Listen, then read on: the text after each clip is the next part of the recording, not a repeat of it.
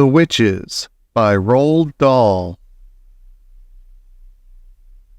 A note about witches. In fairy tales, witches always wear silly black hats and black cloaks, and they ride on broomsticks. But this is not a fairy tale. This is about real witches. The most important thing you should know about real witches is this. Listen very carefully. Never forget what is coming next. Real witches dress in ordinary clothes and look very much like ordinary women. They live in ordinary houses and they work in ordinary jobs. That is why they are so hard to catch. A real witch hates children with a red-hot, sizzling hatred that is more sizzling and red-hot than any hatred you could possibly imagine. A real witch spends all her time plotting to get rid of the children in her particular territory. Her passion is to do away with them, one by one. It is all she thinks about the whole day long. Even if she is working as a cashier in a supermarket, or typing letters for a businessman, or driving around in a fancy car, and she could be doing any of these things. Her mind will always be plotting and scheming and churning and burning and whizzing and fizzing with murderous, bloodthirsty thoughts. Which child, she says to herself all day long, exactly which child shall I choose for my next squelching? A real witch gets the same pleasure from squelching a child as you get from eating a plateful of strawberries and thick cream. She reckons on doing away with one child a week. Anything less than that, and she becomes grumpy. One child a week is 52 a year. Squish them and squiggle them and make them disappear. This is the motto of all witches. Very carefully, a victim is chosen. Then the witch stalks the wretched child like a hunter stalking a little bird in the forest. She treads softly. She moves quietly. She gets closer and closer. Then at last, when everything is ready, and she swoops. Sparks fly, flames leap, oil boils, rats howl, skin shrivels, and the child disappears. A witch, you must understand, does not knock children on the head or stick knives into them or shoot at them with a pistol. People who do those things get caught by the police. A witch never gets caught. Don't forget that she has magic in her fingers and devilry dancing in her blood. She can make stones jump about like frogs, and she can make tongues of flame go flickering across the surface of the water. These magic powers are very frightening. Luckily, there are not a great number of real witches in the world today, but there are still quite enough to make you nervous. In England, there are probably about 100 of them altogether. Some countries have more, others have not quite so many. No country in the world is completely free from witches. A witch is always a woman. I do not wish to speak badly about women. Most women are lovely, but the fact remains that all witches are women. There is no such thing as a male witch. On the other hand, a ghoul is always a male. So indeed is a Barghest. Both are dangerous, but neither of them is half as dangerous as a real witch. As far as children are concerned, a real witch is easily the most dangerous of all living creatures on earth. What makes her doubly dangerous is the fact that she doesn't look dangerous. Even when you know all the secrets, you will hear about those in a minute, you can still never quite be sure whether it is a witch you are gazing at or just a kind lady. If a tiger were able to make himself look like a large dog with a waggy tail, you would probably go up and pat him on the head. and that would be the end of you. It is the same with witches. They all look like nice ladies. Kindly examine the picture below. Which lady is the witch? That is a difficult question, but it is one that every child must try to answer. For all you know, a witch might be living next door to you right now. Or she might be the woman with bright eyes who sat opposite you on the bus this morning. She might be the lady with the dazzling smile who offered you a sweet from a white paper bag in the street before lunch. She might even, and this will make you jump, she might even be your lovely school teacher who is reading these words to you at this very moment. Look carefully at that teacher. Perhaps she is smiling at the absurdity of such a suggestion. Don't let that put you off. It could be part of her cleverness. I am not, of course, telling you for 1 second that your teacher actually is a witch. All I am saying is that she might be one. It is most unlikely, but, and here comes the big but, it is not impossible. Oh, if only there were a way of telling for sure whether a woman was a witch or not. Then we could round them up and put them in the meat grinder. Unhappily, there is no such way. But there are a number of little signals you can look out for, little quirky habits that all witches have in common. And if you know about these, if you remember them always, then you might just possibly manage to escape from being squelched before you are very much older. My grandmother. I myself had 2 separate encounters with witches before I was 8 years old. From the first, I escaped unharmed, but on the second occasion, I was not so lucky. Things happened to me that will probably make you scream when you read about them. That can't be helped. The truth must be told. The fact that I am still here and able to speak to you, however peculiar I may look, is due entirely to my wonderful grandmother. My grandmother was Norwegian. The Norwegians know all about witches. For Norway, with its black forests and icy mountains, is where the first witches came from.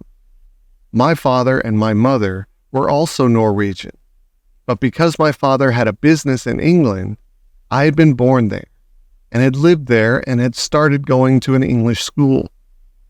Twice a year, at Christmas and in summer, we went back to Norway to visit my grandmother. This old lady, as far as I could gather, was just about the only surviving relative we had on either side of our family. She was my mother's mother, and I absolutely adored her. When she and I were together, we spoke in either Norwegian or in English. It didn't matter which. We were equally fluent in both languages, and I have to admit that I felt closer to her than to my mother. Soon after my 7th birthday, my parents took me, as usual, to spend Christmas with my grandmother in Norway. And it was over there, while my father and mother and I were driving in icy weather just north of Oslo, that our car skidded off the road and went tumbling into a rocky ravine. My parents were killed. I was firmly strapped into the back seat and received only a cut on the forehead. I won't go into the horrors of that terrible afternoon. I still get the shivers when I think about it. I finished up, of course, back in my grandmother's house with her arms around me tight and both of us crying the whole night long. "What are we going to do now?" I asked her through the tears. "You will stay here with me," she said, "and I will look after you." "Aren't I going back to England?" "No," she said, "I could never do that. Heaven shall take my soul, but Norway shall keep my bones."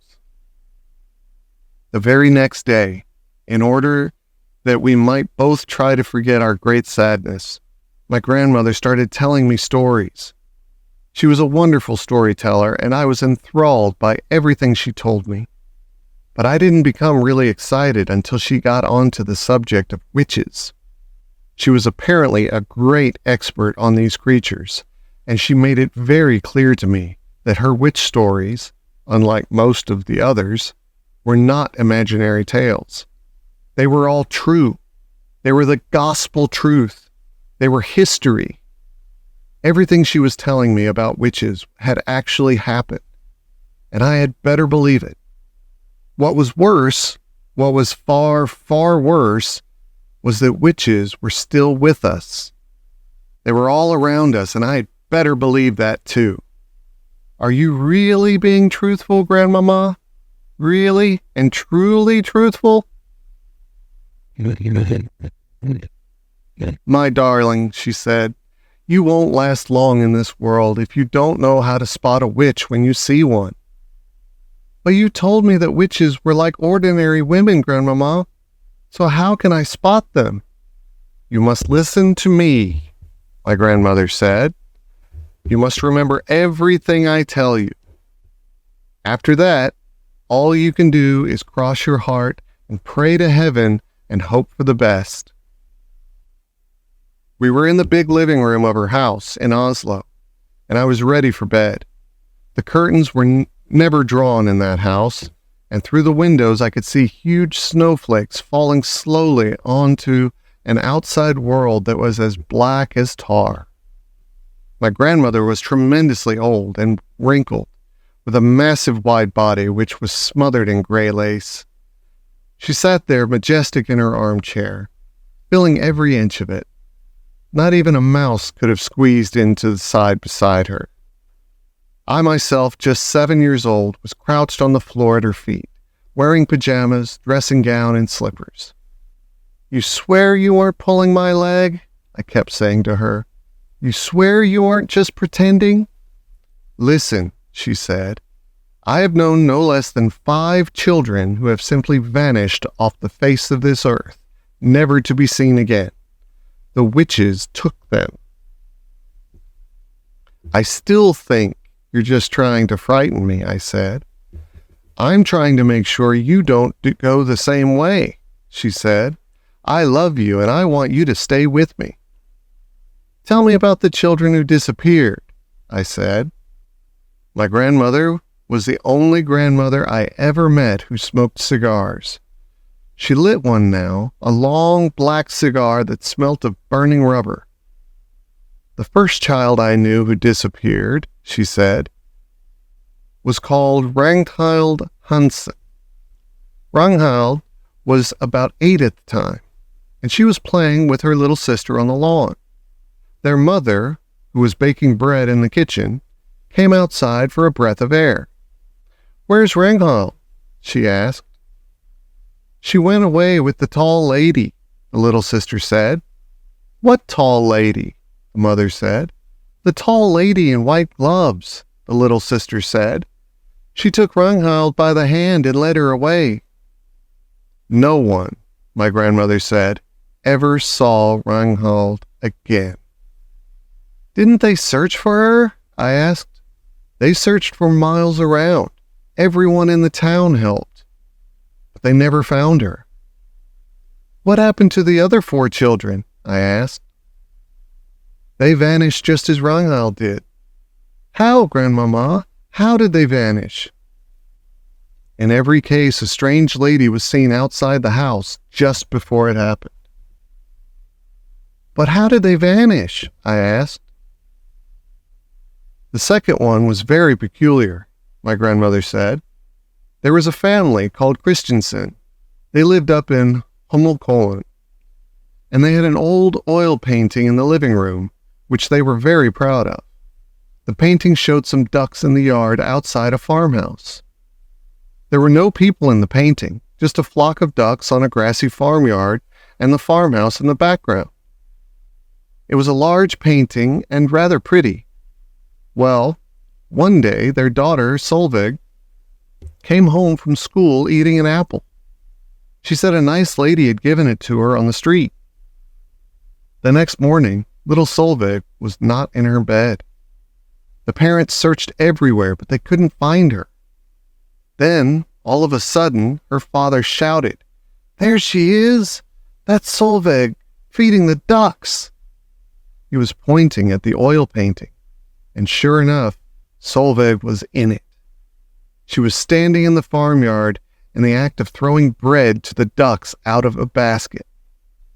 Father rushed up to the painting and touched her, but that didn't help. She was simply a part of the painting, just a picture painted on the canvas. Did you ever see that painting, Grandmama? With the little girl in it? Many times, my grandmother said. And the peculiar thing was that little Solveig kept changing her position in the picture. One day she would actually be inside the farmhouse, and you could see her face looking out of the window.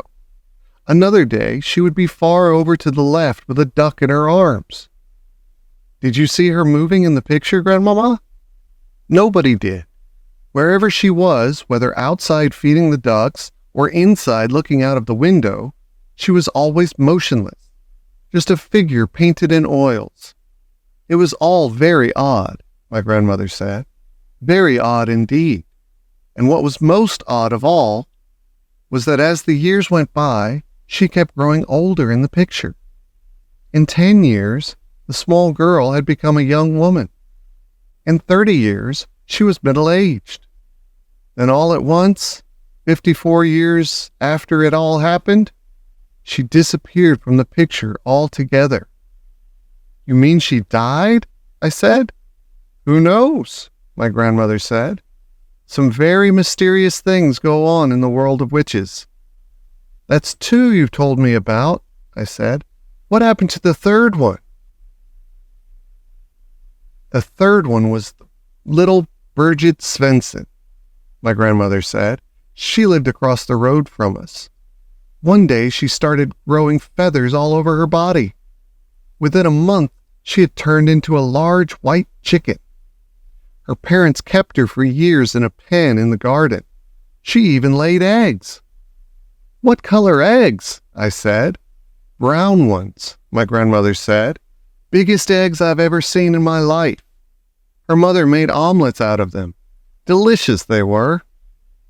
I gazed up at my grandmother, who sat there like some ancient queen on her throne. Her eyes were misty gray, and they seemed to be looking at something many miles away. Cigar was the only real thing about her at that moment, and the smoke made it billowed around her head in blue clouds. But the little girl who became a chicken didn't disappear? I said. No, not Birgit. She lived on for many years, laying her brown eggs. You said all of them disappeared. I made a mistake, my grandmother said. I'm getting old. I can't remember everything. What happened to the fourth child? I asked.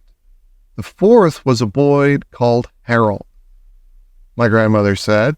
One morning his skin went all grayish yellow. Then it became hard and crackly like the shell of a nut. By evening, the boy had turned to stone. Stone? I said. You mean real stone? Granite, she said. I'll take you to see him if you like. They still keep him in the house. He stands in the hall, a little stone statue. Visitors lean their umbrellas up against him. Although I was very young, I was not prepared to believe everything my grandmother told me. And yet she spoke with such conviction, with such utter seriousness, and with never a smile on her face or a twinkle in her eye, that I found myself beginning to wonder. Go on, Grandmama, I said. You told me there were 5 altogether. What happened to the last one? Would you like a puff of my cigar? She said. I'm only 7, Grandmama. I don't care what age you are, she said. You'll never catch a cold if you smoke cigars. What about number 5, Grandmama? Number 5, she said, chewing the end of her cigar as though it were a delicious asparagus, was rather an interesting case.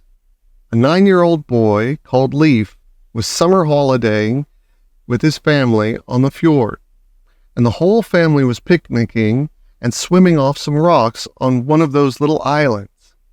Young Leif dived into the water, and his father, who was watching him, noticed that he stayed under for an unusually long time. When he came to the surface at last, he wasn't Leif anymore. What was he, Grandmama? He was a porpoise. He wasn't. He couldn't have been. He was a lovely young porpoise, she said, and as friendly as could be. Grandmama, I said. Yes, my darling? Did he really and truly turn into a porpoise? Absolutely, she said. I knew his mother well. She told me all about it. She told me how Leif the porpoise stayed with them all that afternoon, giving his brothers and sisters rides on his back. They had a wonderful time. Then he waved a flipper at them and swam away, never to be seen again. But Grandmama, I said, how did they know that the porpoise was actually Leif? He talked to them, my grandmother said. He laughed and joked with them all the time he was giving them rides. But wasn't there a most tremendous fuss when this happened? I asked. Not much, my grandmother said. You must remember that here in Norway, we are used to that sort of thing. There are witches everywhere. There's probably one living in our street this very moment. It's time you went to bed. A witch wouldn't come in through my window in the night, would she? I asked, quaking a little. No, my grandmother said. A witch will never do silly things like climbing up drain pipes or breaking into people's houses. You'll be quite safe in your bed. Come along, I'll tuck you in. How to recognize a witch. The next evening, after my grandmother had given me my bath, she took me once again into the living room for another story. Tonight, the old woman said, I'm going to tell you how to recognize a witch when you see one. Can you always be sure? I asked. No, she said, you can't. And that's the trouble. But you can make a pretty good guess. She was dropping cigar ash all over her lap, and I hoped she wasn't going to catch on fire before she told me how to recognize a witch. In the first place, she said, a real witch is certain always to be wearing gloves when you meet her. Surely not always, I said. What about in the summer when it's hot? Even in the summer, my grandmother said, she has to. Do you want to know why? Why? I said. Because she doesn't have fingernails. Instead of fingernails, she has thin, curvy claws like a cat, and she wears the gloves to hide them. Mind you, lots of very respectable women wear gloves, especially in winter. So this doesn't help you very much. Mama used to wear gloves, I said. Not in the house, my grandmother said. Witches wear gloves even in the house. They only take them off when they go to bed. How do you know all this, Grandmama? Don't interrupt, she said. Just take it all in. The second thing to remember is that a real witch is always bald. Bald? I said.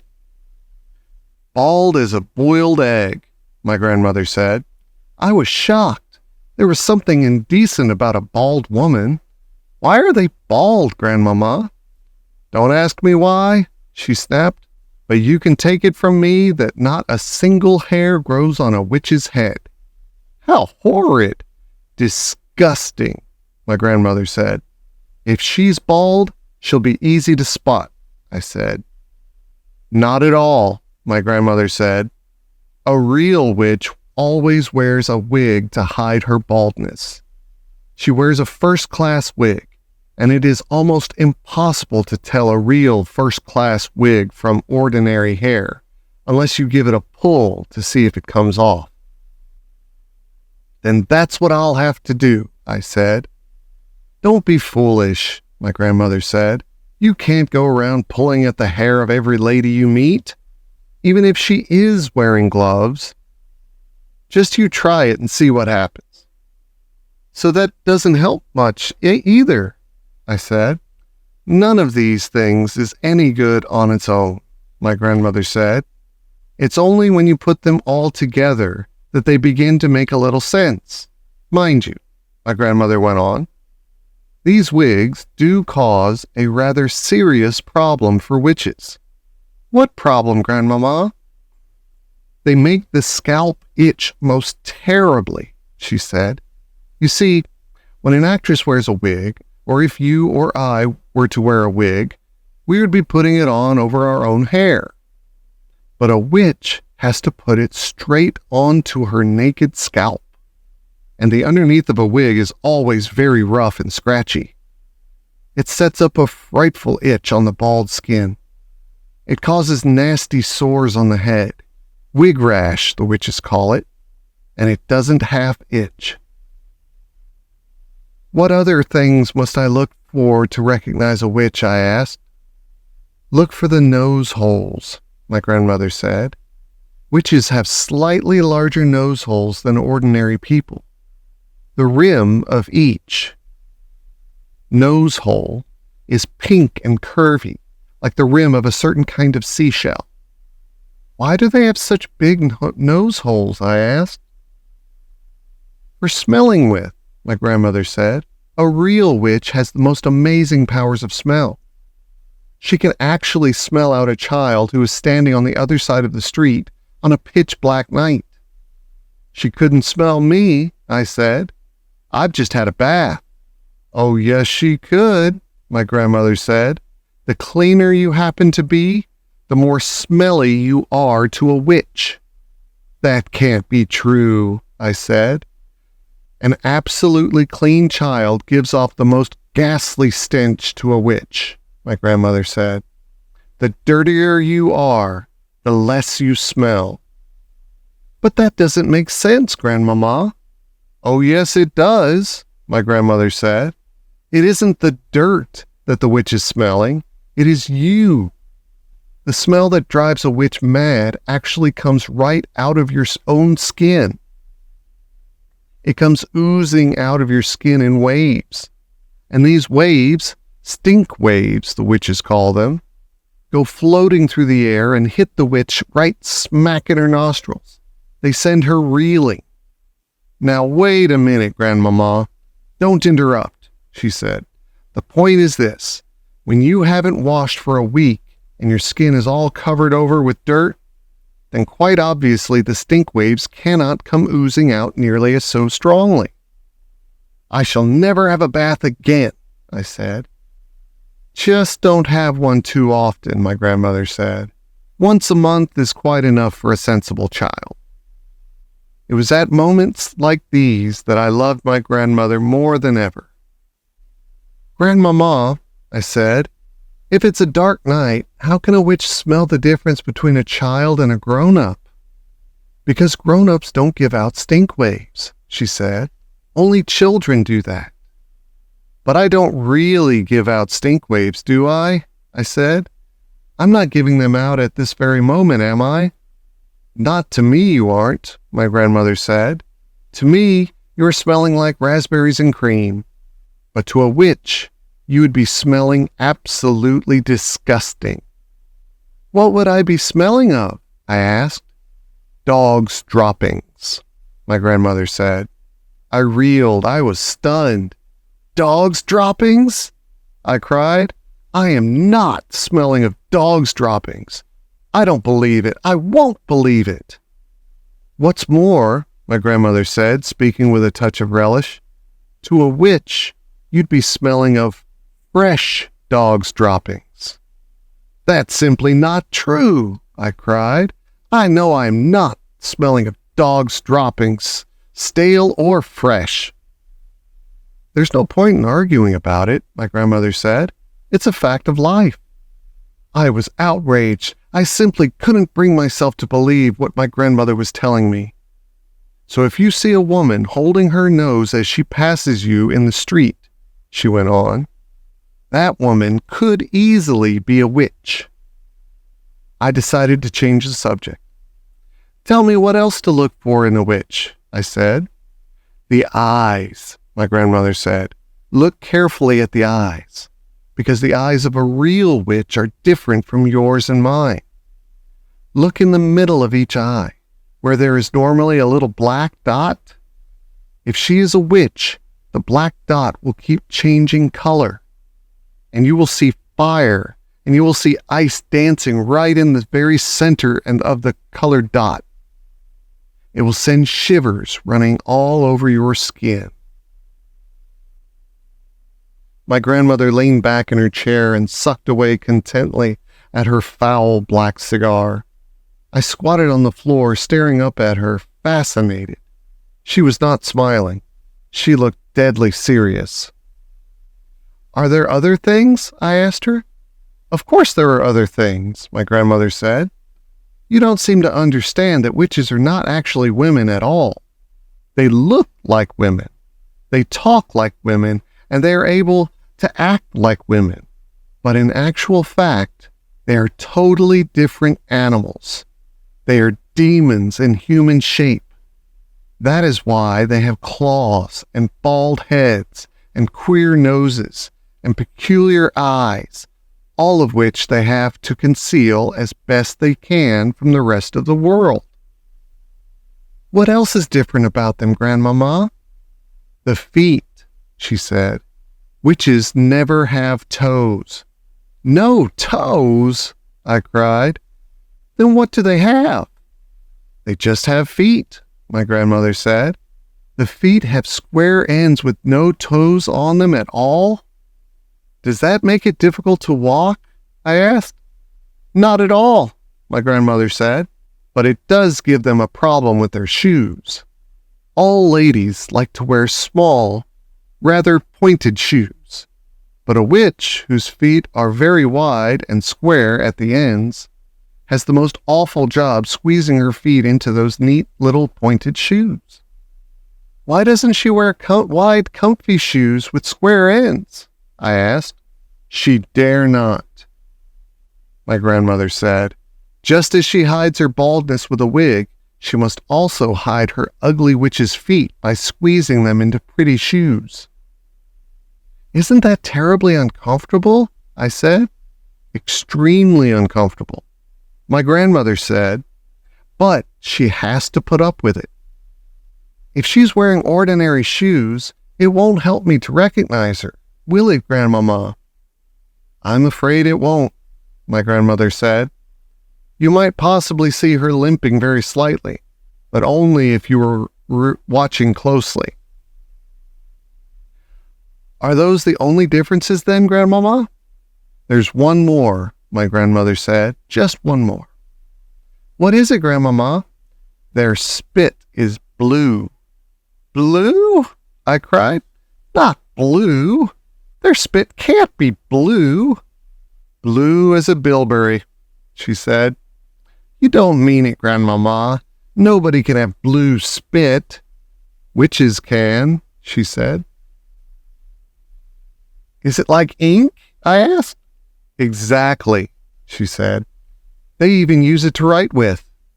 They use these old-fashioned pens that have nibs, and they simply lick the nib. Can you notice the blue spit, Grandmama? If a witch was talking to me, would I be able to notice it? Only if you looked carefully, my grandmother said. If you looked very carefully, you would probably see a slight bluish tinge on their teeth, but it doesn't show much. It would if she spat, I said. Witches never spit, my grandmother said. They daren't. I couldn't believe my grandmother would be lying to me. She went to church every morning of the week, and she said grace before every meal. And somebody who did that would never tell lies. I was beginning to believe every word she spoke. So there you are, my grandmother said. That's about all I can tell you. None of it is very helpful. You can still never be absolutely sure whether a woman is a witch or not, just by looking at her.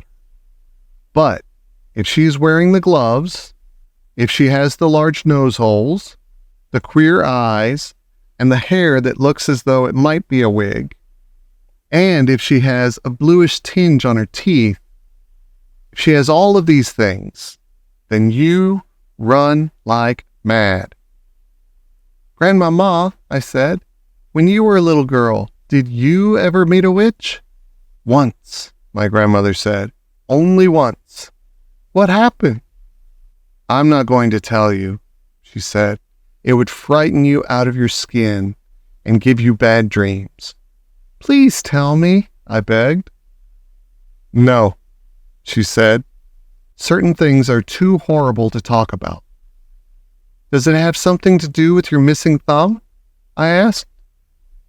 Suddenly, her old wrinkled lips shut tight as a pair of tongs on the hand that held the cigar, which had no thumb on it, began to quiver very slightly. I waited.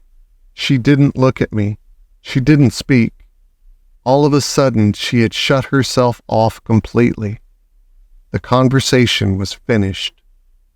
"Good night, Grandmama," I said, rising from the floor and kissing her on the cheek. She didn't move. I crept out of the room and went to my bedroom. The Grand High Witch. The next day, a man in a black suit arrived at the house carrying a briefcase, and he held a long conversation with my grandmother in the living room. I was not allowed in while he was there, but when at last he went away, my grandmother came in to me, walking very slowly and looking very sad. "That man was reading me your father's will," she said. "What is a will?" I asked her. "It is something you write before you die," she said. "And in it, you say who is going to have your money and your property. But most important of all, it says who is going to look after your child if both the mother and father are dead." A fearful panic took hold of me. "It didn't say you, Grandmama," I cried. "I don't have to go to somebody else, do I?" "No," she said. "Your father would never have done that. He has asked me to care of you for as long as I live. But he has also asked that I take you back to your own house in England. He wants us to stay there." "But why?" I said. "Why can't we stay here in Norway? You would hate to live anywhere else. You told me you would." "I know," she said, "but there are a lot of complications with money and with the house that you wouldn't understand. Also, it said in the will that although all your family is Norwegian, you were born in England, and you have started your education there, and he wants you to continue going to English schools." "Oh, Grandmama," I cried, "you don't want to go and live in our English house. I know you don't." "Of course I don't," she said, "but I'm afraid I must. The will said that your mother felt the same way about it, and it is important to respect the wishes of the parents." There was no way out of it. We had to go to England, and my grandmother started making arrangements at once. "Your next school term begins in a few days," she said, "so we don't have any time to waste." On the evening before we left for England, my grandmother got on to her favorite subject once again. "There are not as many witches in England as there are in Norway," she said. "I'm sure I won't meet one," I said. "I sincerely hope you won't," she said, "because those English witches are probably the most vicious in the whole world." She sat there smoking her foul cigar and talking away. I kept looking at the hand with the missing thumb. I couldn't help it. I was fascinated by it, and I kept wondering what awful thing had happened that time when she had met a witch. It must have been something absolutely appalling and gruesome. Otherwise, she would have told me about it. Maybe the thumb had been twisted off, or perhaps she had been forced to jam her thumb down the spout of a boiling kettle until it was steamed away. Or did someone pull it out of her hand like a tooth? I couldn't help trying to guess. Tell me what those English witches do, Grandmama, I said. Well, she said, sucking away at her stinking cigar, their favorite ruse is to mix up a powder that will turn a child into some creature or other that all grown-ups hate. What sort of creature, Grandmama? Often it's a slug, she said. A slug is one of their favorites. Then the grown-ups step on the slug and squish it without knowing it's a child. That's perfectly beastly, I cried. Or it might be a flea, my grandmother said. They might turn you into a flea, and without realizing what she was doing, your own mother would get out the flea powder, and then it's goodbye you. You're making me nervous, Grandmama. I don't think I want to go back to England. I've known English witches, she went on, who have turned children into pheasants and then sneaked the pheasants up into the woods the very day before the pheasant shooting season opened. Ouch, I said. So they got shot? Of course they got shot, she said. And they get plucked and roasted and eaten for supper. I pictured myself as a pheasant, flying frantically over the men with guns, swerving and dipping as the guns exploded below me.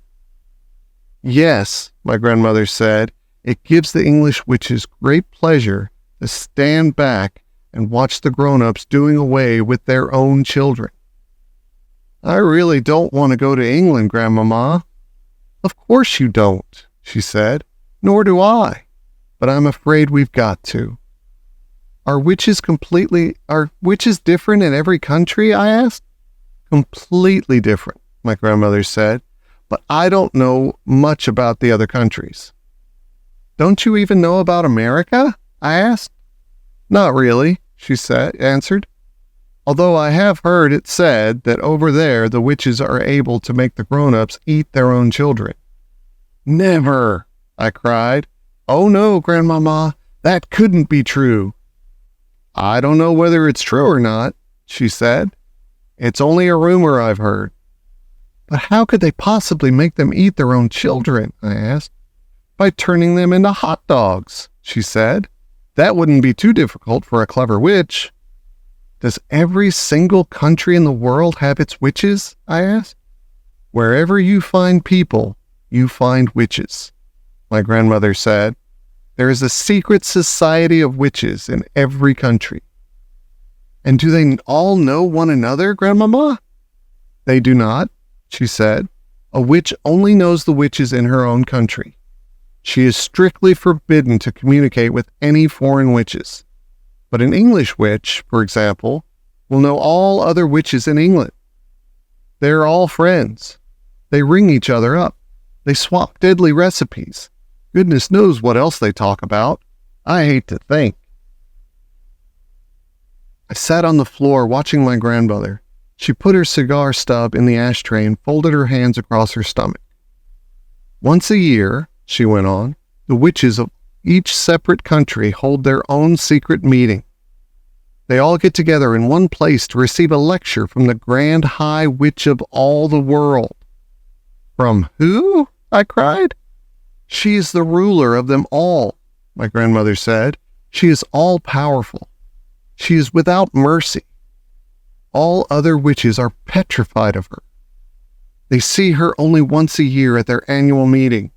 She goes there to whip up excitement and enthusiasm, and to give orders. The Grand High Witch travels from country to country, attending these annual meetings. Where do they have these meetings, Grandmama? They are all sorts of rumors, my grandmother answered. I have heard it said that they just book into a hotel like any other group of women who are holding a meeting. I have also heard it said that some very peculiar things go on in the hotels they stay in. It is rumored that the beds are never slept in, that there are burn marks on the bedroom carpets, that toads are discovered in the bathtubs, and that down in the kitchen the cook once found a baby crocodile swimming in his saucepan of soup. My grandmother picked up her cigar and took another puff, inhaling the foul smoke deeply into her lungs. "Where does the Grand High Witch live when she's not at home?" I asked. "Nobody knows," my grandmother said. "If we knew that, then she could be rooted out and destroyed. Witchophiles all over the world have spent their lives trying to discover the secret headquarters of the Grand High Witch." "What's a witchophile, Grandmama?" "A person who studies witches and knows a lot about them," my grandmother said. "Are you a witchophile, Grandmama?" "I am a retired witchophile," she said. "I am too old to be active any longer. But when I was younger, I traveled all over the globe trying to track down the Grand High Witch. I never came even close to succeeding." "Is she rich?" I asked. "She's rolling," my grandmother said, "simply rolling in money. Rumor has it that there is a machine in her headquarters which is exactly like the machine the government uses to print the banknotes that you and I use. After all, banknotes are only bits of paper with special designs and pictures on them. Anyone can make them who has the right machine and the right paper. My guess is that the Grand High Witch makes all the money she wants and dishes it out to witches everywhere." "What about foreign money?" I asked. "Those machines can make Chinese money if you want them to," my grandmother said. "It's only a question of pressing the right button." "But Grandmama," I said, "if nobody has ever seen the Grand High Witch, how can you be so sure she exists?" My grandmother gave me a long and very severe look. "Nobody has ever seen the devil," she said, "but we know he exists." The next morning we sailed for England, and soon I was back in the old family house in Kent, but this time with only my grandmother to look after me. Then the Easter term began, and every weekday I went to school and everything seemed to have come back to normal again. Now at the bottom of our garden, there was an enormous conker tree. High up in its branches, Timmy, my best friend, and I had started to build a magnificent treehouse. We were able to work on it only at the weekends, but we were getting all along fine. We had begun with the floor, which we built by laying wide planks between two quite far apart branches, and nailing them down. Within a month, we had finished the floor. Then we constructed a wood railing around the floor, and that left only the roof to be built. The roof was the difficult bit. One Saturday afternoon, when Timmy was in bed with flu, I decided to make a start on the roof all by myself. It was lovely being high up there in the conker tree, all alone with the pale young leaves coming out everywhere around me. It was like being in a big green cave, and the height made it extra exciting. My grandmother had told me that if I fell, I would break a leg, and every time I looked down, I got a tingle along my spine. I worked away, nailing the first plank on the roof. Then suddenly, out of the corner of my eye, I caught sight of a woman standing immediately below me. She was looking up at me and smiling in the most peculiar way. When most people smile, their lips go out sideways. This woman's lips went upwards and downwards, showing all her front teeth and gums. The gums were like raw meat. It is always a shock to discover that you are being watched when you think you are alone. And what was this strange woman doing in our garden anyway? I noticed that she was wearing a small black hat, and she had black gloves on her hands, and the gloves came nearly up to her elbows. Gloves! She was wearing gloves! I froze all over. "I have a present for you," she said, still staring at me, still smiling, still showing her teeth and gums. I didn't answer. "Come down out of that tree, little boy," she said, "and I shall give you the most exciting present you've ever had." Her voice had a curious rasping quality. It made a sort of metallic sound, as though Her throat was full of drawing pins. Without taking her eyes from my face, she very slowly put one of those gloved hands into her purse and drew out a small green snake. She held it up for me to see. "It's tame," she said. The snake began to coil itself around her forearm.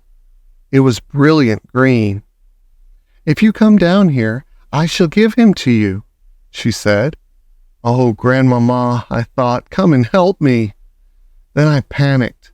I dropped the hammer and shot up that enormous tree like a monkey. I didn't stop until I was as high as I could possibly go. And there I stayed, quivering with fear. I couldn't see the woman now. There were layers and layers of leaves between her and me.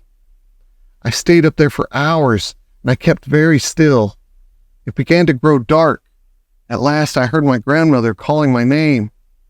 "I'm up here," I shouted back. "Come down at once," she called out. "It's past your supper time." "Grandmama," I shouted, "has that woman gone?" "What woman?" my grandmother called back. "The woman in the black gloves." There was a silence from below. It was the silence of somebody who was too stunned to speak. "Grandmama," I shouted again, "has she gone?" "Yes," my grandmother answered at last, "she's gone. I'm here, my darling. I'll look after you. You can come down now." I climbed down. I was trembling. My grandmother enfolded me in her arms. "I've seen a witch," I said. "Come inside," she said. "You'll be all right with me." She led me into the house and gave me a cup of hot cocoa with lots of sugar in it. "Tell me everything," she said. I told her. By the time I had finished, it was my grandmother who was trembling. Her face was ashy gray, and I saw her glance down at that hand of hers that didn't have a thumb. "You know what this means?" she said. "It means that there is one of them in our district. From now on, I'm not letting you walk alone to school." "Do you think she could be after me specially?" I asked. "No," she said. "I doubt that. One child is as good as any other to those creatures." It is hardly surprising that after that I became a very witch-conscious little boy. If I happened to be alone on the road and saw a woman approaching who was wearing gloves, I would quickly skip across to the other side. And as the weather remained pretty cold during the whole of that month, nearly everybody was wearing gloves. Curiously enough, though, I never saw the woman with the green snake again. That was my first witch, but it wasn't my last. Summer holidays. The Easter holidays came and went, and the summer term began at school.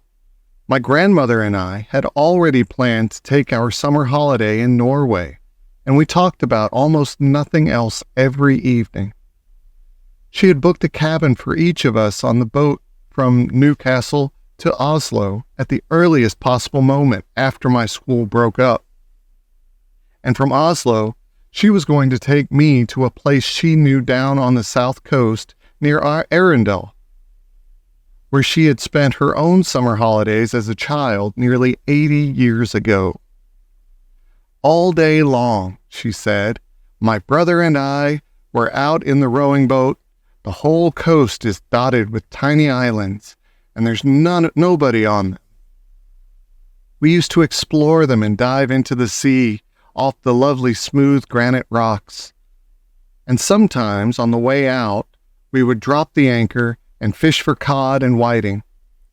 And if we caught anything, we would build a fire on an island and fry the fish in a pan for our lunch.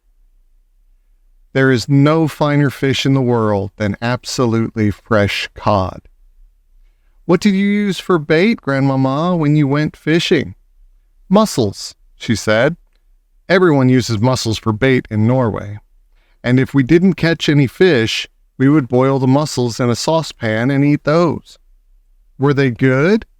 "Delicious," she said. cook them in seawater, and they are tender and salty. What else did you do, Grandmama? We used to row out and wave to the shrimp boats on their way home, and they would stop and give us a handful of shrimps each. The shrimps were still warm from having been just cooked, and we would sit in the rowing boat, peeling them and gobbling them up. The head was the best part. The head? I said. You squeeze the head between your teeth and suck out the inside. It's marvelous. You and I will do all those things this summer, my darling, she said. Grandmama, I said, I can't wait. I simply can't wait to go. Nor can I. When there were only 3 weeks of the summer term left, an awful thing happened. My grandmother got pneumonia. She became very ill, and a trained nurse moved into the house to look after her. The doctor explained to me that pneumonia is not normally a dangerous illness nowadays because of penicillin. But when a person is more than 80 years old, as my grandmother was, then it is very dangerous indeed. He said he didn't dare to move her to hospital in her condition, so she stayed in her bedroom, and I hung about outside the door while oxygen cylinders and all sorts of other frightening things were taken into her. Can I go in and see her? I asked. No, dear, the nurse said. Not at the moment. A fat and jolly lady called Mrs. Spring, who used to come and clean our house every day, also moved in and slept in the house. Mrs. Spring looked after me and cooked my meals. I liked her very much, but she wasn't a patch on my grandmother for telling stories. One evening, about 10 days later, the doctor came downstairs and said to me, You can go in and see her now, but only for a short time. She's been asking for you. I flew up the stairs and burst into my grandmother's room and threw myself into her arms. Hey there, the nurse said. Be careful with her. Will you be all right now, Grandmama? I asked. The worst is over, she said. I'll soon be up again. Will she? I said to the nurse. Oh, yes, the nurse answered, smiling. She told us she simply had to get better because she had to look after you. I gave her another hug. They won't let me have a cigar, she said, but you wait till they're gone.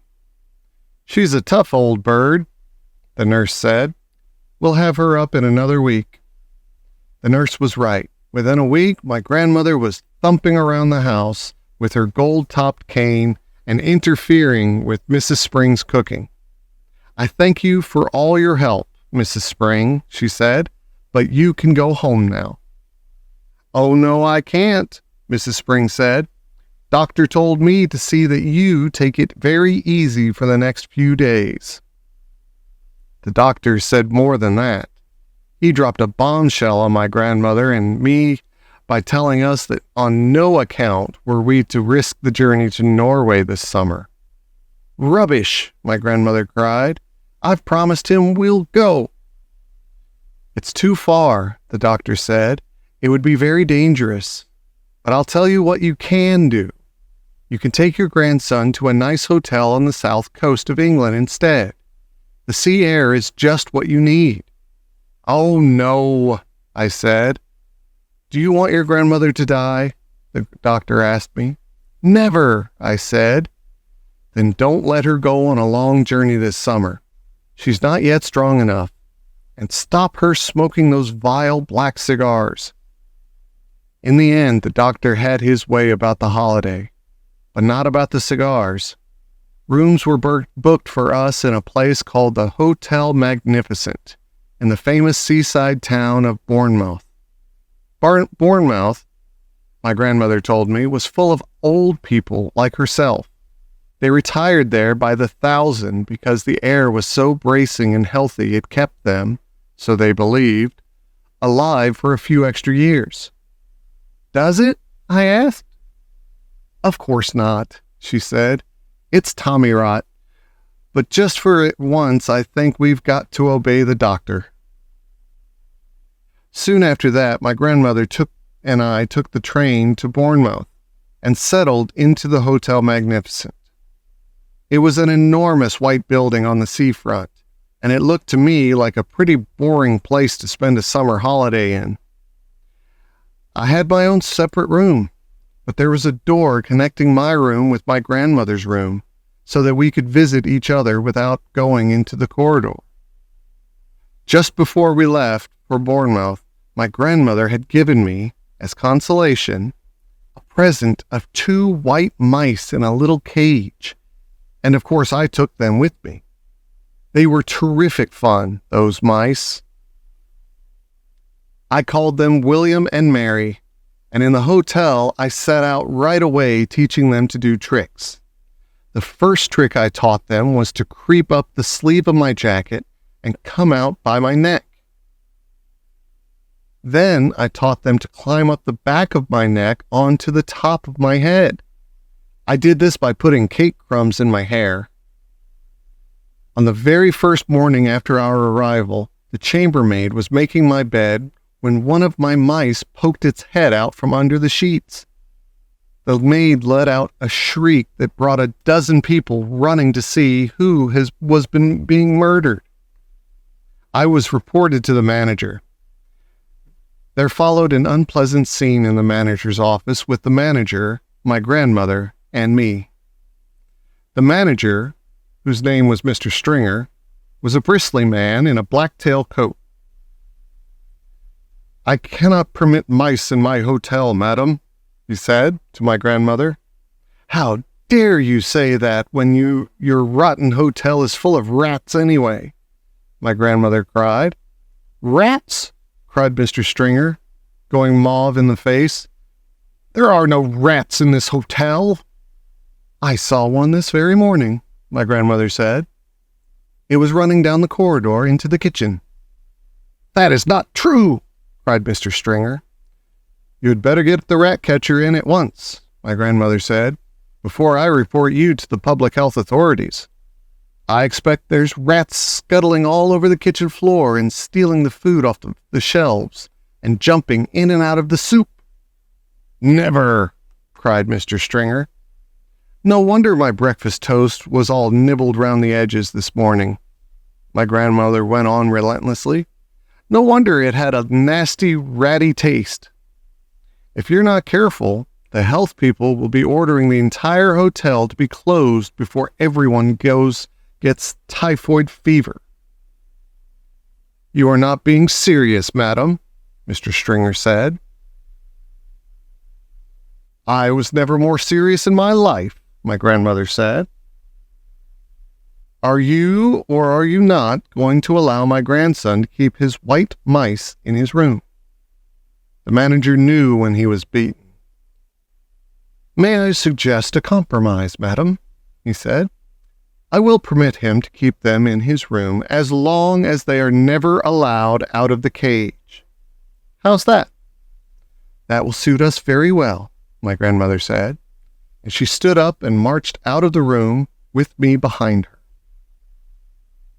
There is no way you can train mice inside a cage, yet I dared not let them out because the chambermaid was spying on me all the time.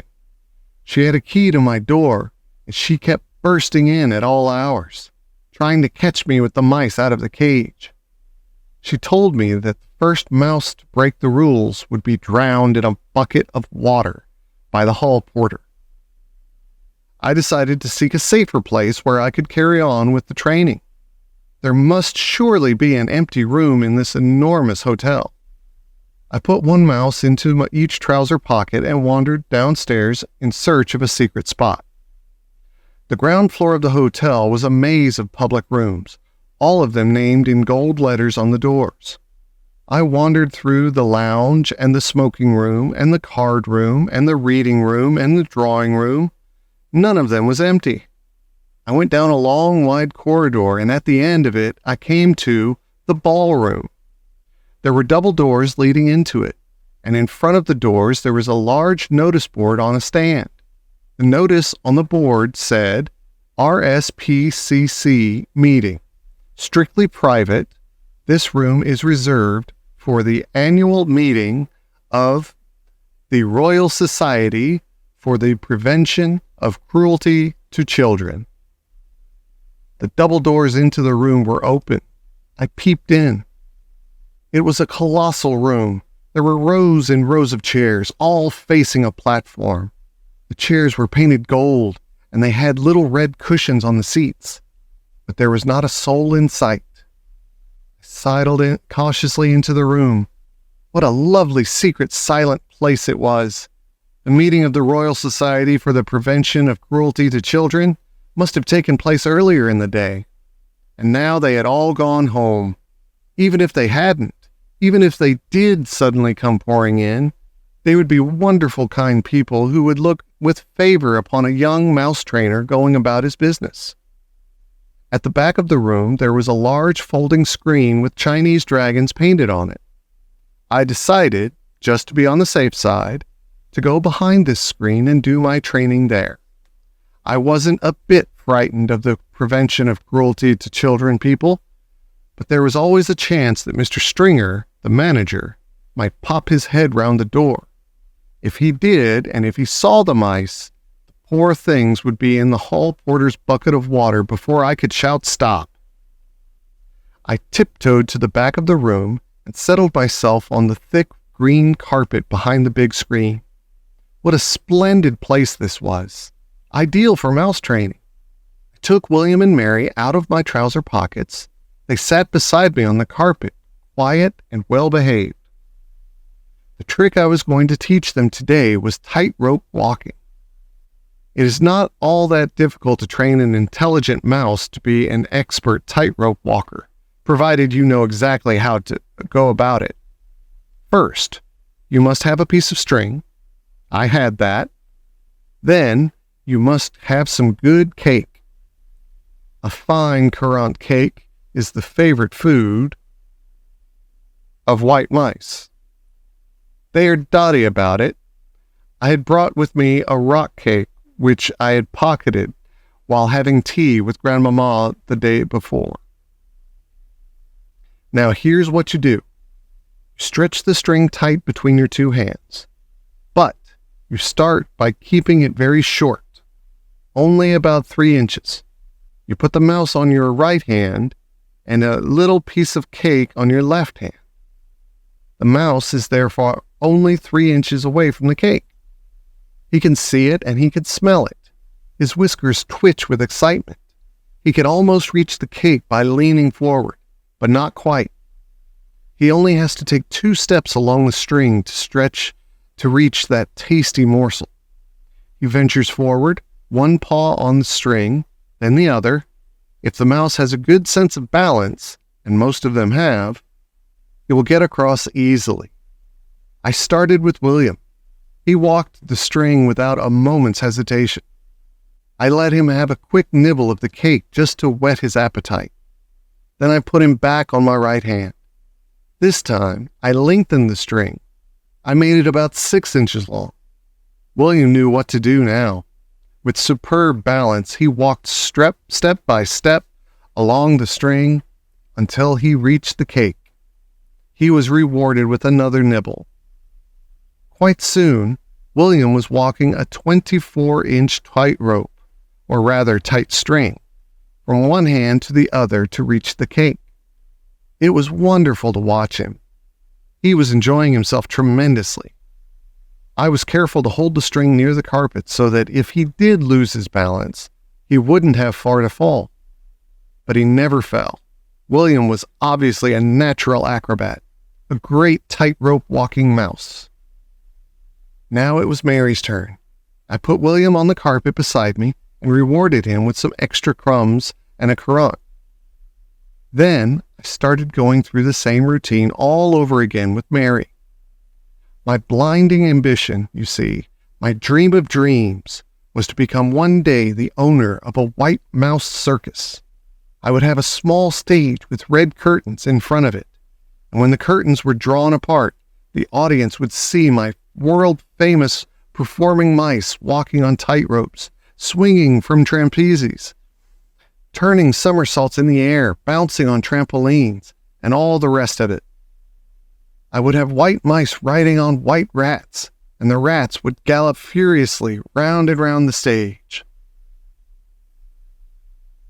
I was beginning to picture myself traveling first class all over the globe with my famous white mouse circus, and performing before all the crowned heads of Europe. I was about halfway through Mary's training when suddenly I heard voices outside the ballroom door. The sound grew louder. It swelled into a great babble of speech from many throats. I recognized the voice of the awful hotel manager, Mr. Stringer. Help, I thought. But thank heavens for the huge screen. I crouched behind it and peered through the crack between two of the folding sections. I could see the entire length and width of the ballroom without anyone seeing me. Well, ladies, I am sure you will be quite comfortable in here, Mr. Stringer's voice was saying. Then in, through the double doors, he marched, black tailcoat and all, spreading his arms wide as he ushered in a great flock of ladies. If there's anything we can do for you, do not hesitate to let me know, he went on. Tea will be served for all of you on the Sunshine Terrace after you have concluded your meeting. With that, he bowed and scraped himself out of the room as a vast herd of ladies from the Royal Society for the Prevention of Cruelty to Children came streaming in. They wore pretty clothes, and all of them had hats on their heads. The meeting. Now that the manager had gone, I was not particularly alarmed. What better than to be imprisoned in a room full of these splendid ladies? If I ever got talking to them, I might even suggest that they come and do a bit of cruelty to children preventing at my school. We could certainly use them there. In they came, talking their heads off. They began milling round and choosing their seats, and there was a whole lot of stuff like, "Come and sit next to me, Millie dear," and "Oh, hello, Beatrice. I haven't seen you since the last meeting. What an adorable dress you have on." I decided to stay where I was and let them get on with their meeting while I got on with my mouse training. But I watched them for a while longer through the crack in the screen, waiting for them to settle down. How many were there? I guessed about 200. The back rows filled up first. They all seemed to want to sit as far back from the platform as possible. There was a lady wearing a tiny green hat in the middle of the back row who kept scratching the nape of her neck. She couldn't leave it alone. It fascinated me the way her fingers kept scratching away at the hair on the back of her neck. Had she known somebody was watching her from behind? I'm sure she would have been embarrassed. I wondered if she had dandruff. All of a sudden, I noticed that the lady next to her was doing the same thing. And the next one. And the next. The whole lot of them were doing it. They were all scratching away like mad at the hair on the back of their necks. Did they have fleas in their hair? More likely it was nits. A boy at school called Ashton had nits in his hair last term, and the matron had made him dip his whole head in turpentine. It killed the nits all right, but nearly killed Ashton as well. Half the skin came off from his scalp. I began to be fascinated by these hair-scratching ladies. It is always funny when you catch someone doing something coarse, and she thinks no one is looking. Nose-picking, for example, or scratching her bottom. Hair-scratching is very nearly as unattractive, especially as it goes on and on. I decided it had to be nits. Then, the most astonishing thing happened. I saw one lady pushing her fingers up underneath the hair on her head. And the hair, the entire head of hair, lifted upwards all in one piece, and the hand slid underneath the hair and went on scratching. She was wearing a wig. She was also wearing gloves. I glanced swiftly round at the rest of the now seated audience. Every one of them was wearing gloves. My blood turned to ice. I began to shake all over. I glanced frantically behind me for a back door to escape through. There wasn't one. Should I leap out from behind the screen and make a dash for the double doors? Those double doors were already closed, and I could see a woman standing in front of them. She was bending forward and fixing some sort of a metal chain round the two-door handles. Keep still, I told myself. No one has seen you yet. There's no reason in the world why they should come and look behind the screen. But one false move, one cough, one sneeze, one nose blow, one little sound of any sort. It won't be just one witch that gets you. It'll be 200. At that point, I think I fainted. The whole thing was altogether too much for a small boy to cope with. But I don't believe I was out for more than a few seconds. And when I came to, I was lying on the carpet, and I was still, thank heavens, behind the screen. There was absolute silence all around me. Rather shakily, I got to my knees and peered once again through the crack in the screen. Frizzled like a fritter. All the women, or rather the witches, were now sitting motionless in their chairs and staring as though hypnotized at somebody who had suddenly appeared on the platform. That somebody was another woman. The first thing I noticed about this woman was her size. She was tiny, probably no more than 4.5 feet tall. She looked quite young, I guessed about 25 or 6, and she was very pretty. She had on a rather stylish long black dress that reached right to the ground. She wore black gloves that came up to her elbows. Unlike the others, she wasn't wearing a hat. She didn't look to me like a witch at all, but she couldn't possibly not be one. Otherwise, what on earth was she doing up there on the platform? And why, for heaven's sake, were all the other witches gazing at her with such a mixture of adoration, awe, and fear? Very slowly, the young lady on the platform raised her hands to her face. I saw her gloved fingers unhooking something behind her ears. And then she got hold of her cheeks and lifted her face clean away. The whole of that pretty face came away in her hands. It was a mask. As she took off the mask, she turned sideways and placed it carefully upon a small table nearby. And when she turned round again and faced us, I very nearly screamed out loud. That face of hers was just the most frightful and frightening thing I have ever seen. Just looking at it gave me the shakes all over. It was so crumpled and wizened, so shrunken and shriveled. It looked as though it had been pickled in vinegar. It was a fearsome and ghastly sight. There was something terribly wrong with it, something foul and putrid and decayed. It seemed quite literally to be rotting away at the edges, and in the middle of the face, around the mouth and cheeks. I could see the skin all cankered and worm-eaten, as though maggots were working away in there.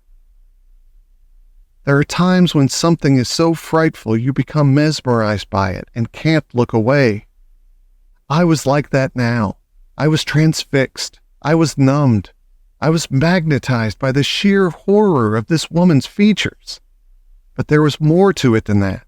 There was a look of serpents in those eyes of hers as they flashed around the audience.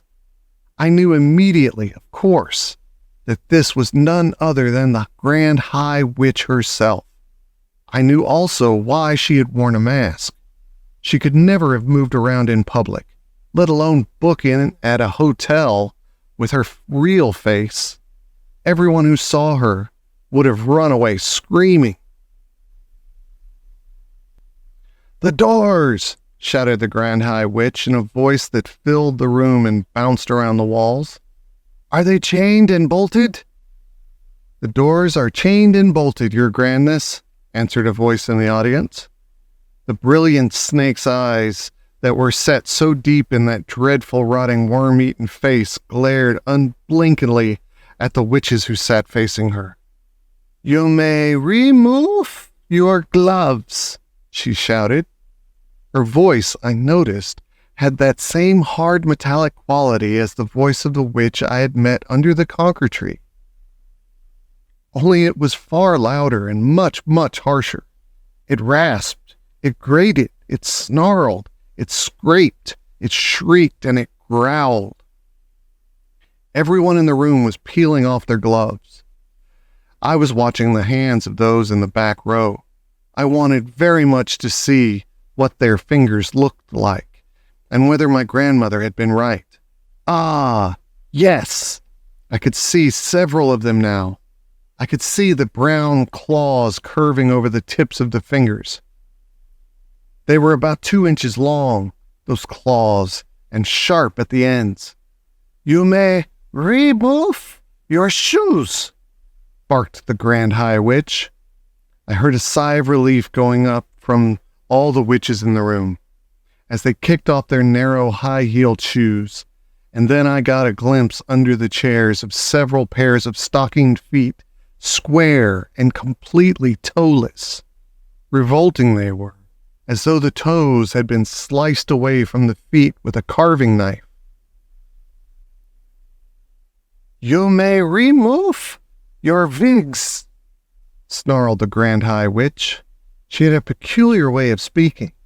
There was some sort of a foreign accent there, something harsh and guttural, and she seemed to have trouble pronouncing the letter W. As well as that, she did something funny with the letter R. She would roll it around and round her mouth, like a piece of hot pork crackling before spitting it out. "Remove your wigs and get some fresh air into your spotty scalps," she shouted. And another sigh of relief arose from the audience as all the hands went up to the heads, and all the wigs, with the hats still on them, were lifted away. There now appeared in front of me row upon row of bald female heads, a sea of naked scalps, every one of them red and itchy looking from being rubbed by the linings of the wigs. I simply cannot tell you how awful they were, and somehow the whole sight was made more grotesque because underneath those frightful scabby bald heads, the bodies were dressed in fashionable and rather pretty clothes. It was monstrous. It was unnatural. Oh, heavens, I thought. Oh, help. Oh, Lord, have mercy on me. These foul, bald-headed females are child killers, every one of them. And here I am imprisoned in the same room, and I can't escape. At that point, a new and doubly horrifying thought struck me. My grandmother had said that with their special nose holes, they could smell out a child on a pitch-black night from right across the other side of the road. Up to now, my grandmother had been right every time. It seemed a certainty, therefore, that one of the witches in the back row was going to sniff me out at any moment, and then the yell of "Dogs droppings" would go up all over the room, and I would be cornered like a rat. I knelt on the carpet behind the screen, hardly daring to breathe. Then suddenly I remembered another very important thing my grandmother had told me. "The dirtier you are," she had said, "the harder it is for a witch to smell you out." How long since I had last had a bath? Not for ages. I had my own room in the hotel, and my grandmother never bothered with silly things like that. Come to think of it, I don't believe I'd had a bath since we arrived. When had I last washed my face or hands? Certainly not this morning, not yesterday either. I glanced down at my hands. They were covered with smudge and mud and goodness knows what else besides. So perhaps I had a chance after all. The stink waves couldn't possibly get out through all that dirt. "Witches of England," shouted the Grand High Witch. She herself, I noticed, had not taken off either her wig or her gloves or her shoes. "Witches of England," she yelled. The audience stirred uneasily and sat up straighter in their chairs. "Miserable witches," she yelled. "Useless, lazy witches. Feeble, fibbing witches. You are a heap of idle, good-for-nothing worms." A shudder went through the audience. Grand High Witch was clearly in an ugly mood, and they knew it. I had a feeling that something awful was going to happen. "I am having my breakfast this morning," cried the Grand High Witch. and I am looking out of the window at the beach. And what am I seeing? I am asking you, what am I seeing? I am seeing a revolting sight. I am seeing hundreds. I am seeing thousands of rotten, repulsive little children playing on the sand. It is putting me right off my food. Why have you not got rid of them? She screamed. Why have you not rubbed them out? These filthy, smelly children! With each word she spoke, flecks of pale blue phlegm shot from her mouth like little bullets. I am asking you why, she screamed. Nobody answered her question. Children smell, she screamed. They stink out of the world. We do not want these children around here. The bald heads in the audience all nodding vigorously. One child a week is no good to me, the Grand High Witch cried out. Is that the best you can do? We will do better, murmured the audience. We will do much better. Better is no good either, shrieked the Grand High Witch. I demand maximum results. So here are my orders. My orders are that every single child in this country shall be rubbed out, scratched, squirted, and fretted before I come here again in 1 year's time. Do I make myself clear? A great gasp went up from the audience. I saw the witches all looking at one another with deeply troubled expressions, and I heard one witch at the end of the front row saying aloud, All of them? We can't possibly wipe out all of them. The Grand High Witch whipped round as though someone had stuck a skewer into her bottom. Who said that? She snapped. Who dares to argue with me? It was you, was it not? She pointed a gloved finger as sharp as a needle at the witch who had spoken. I didn't mean it, your grandness, the witch cried out. I didn't mean to argue. I was just talking to myself. You dared to argue with me? Screamed the Grand High Witch. I was just talking to myself, cried the wretched witch. I swear it, your grandness. She began to shake with fear. The Grand High Witch took a quick step forward, and when she spoke again, it was in a voice that made my blood run cold. A stupid witch who all answers back must burn until her bones are black, she screamed. No, begged the witch in the front row. Grand High Witch went on. A foolish witch without a brain must sizzle in the fiery flame. Save me, cried the wretched witch in the front row. The Grand High Witch took no notice of her. She spoke again. An idiotic witch like you must roast upon the barbecue. Forgive me, your grandness, cried the miserable culprit. I didn't mean it. But the Grand High Witch continued with her terrible recital. A witch who dares to say I'm wrong will not be with us very long. A moment later, a stream of sparks that looked like tiny white-hot metal filings came shooting out of the Grand High Witch's eyes and flew straight towards the one who had dared to speak. I saw the sparks striking against her and burrowing into her, and she screamed a horrible, howling scream, and a puff of smoke rose up around her. A smell of burning meat filled the room. Nobody moved. Like me, they were all watching the smoke, and when it had cleared away, the chair was empty. I caught a glimpse of something wispy white, like a little cloud, fluttering upwards and disappearing out of the window. A great sigh rose up from the audience. The Grand High Witch glared around the room. I hope nobody else is going to make me cross today, she remarked. There was a deathly silence. What is like a fritter?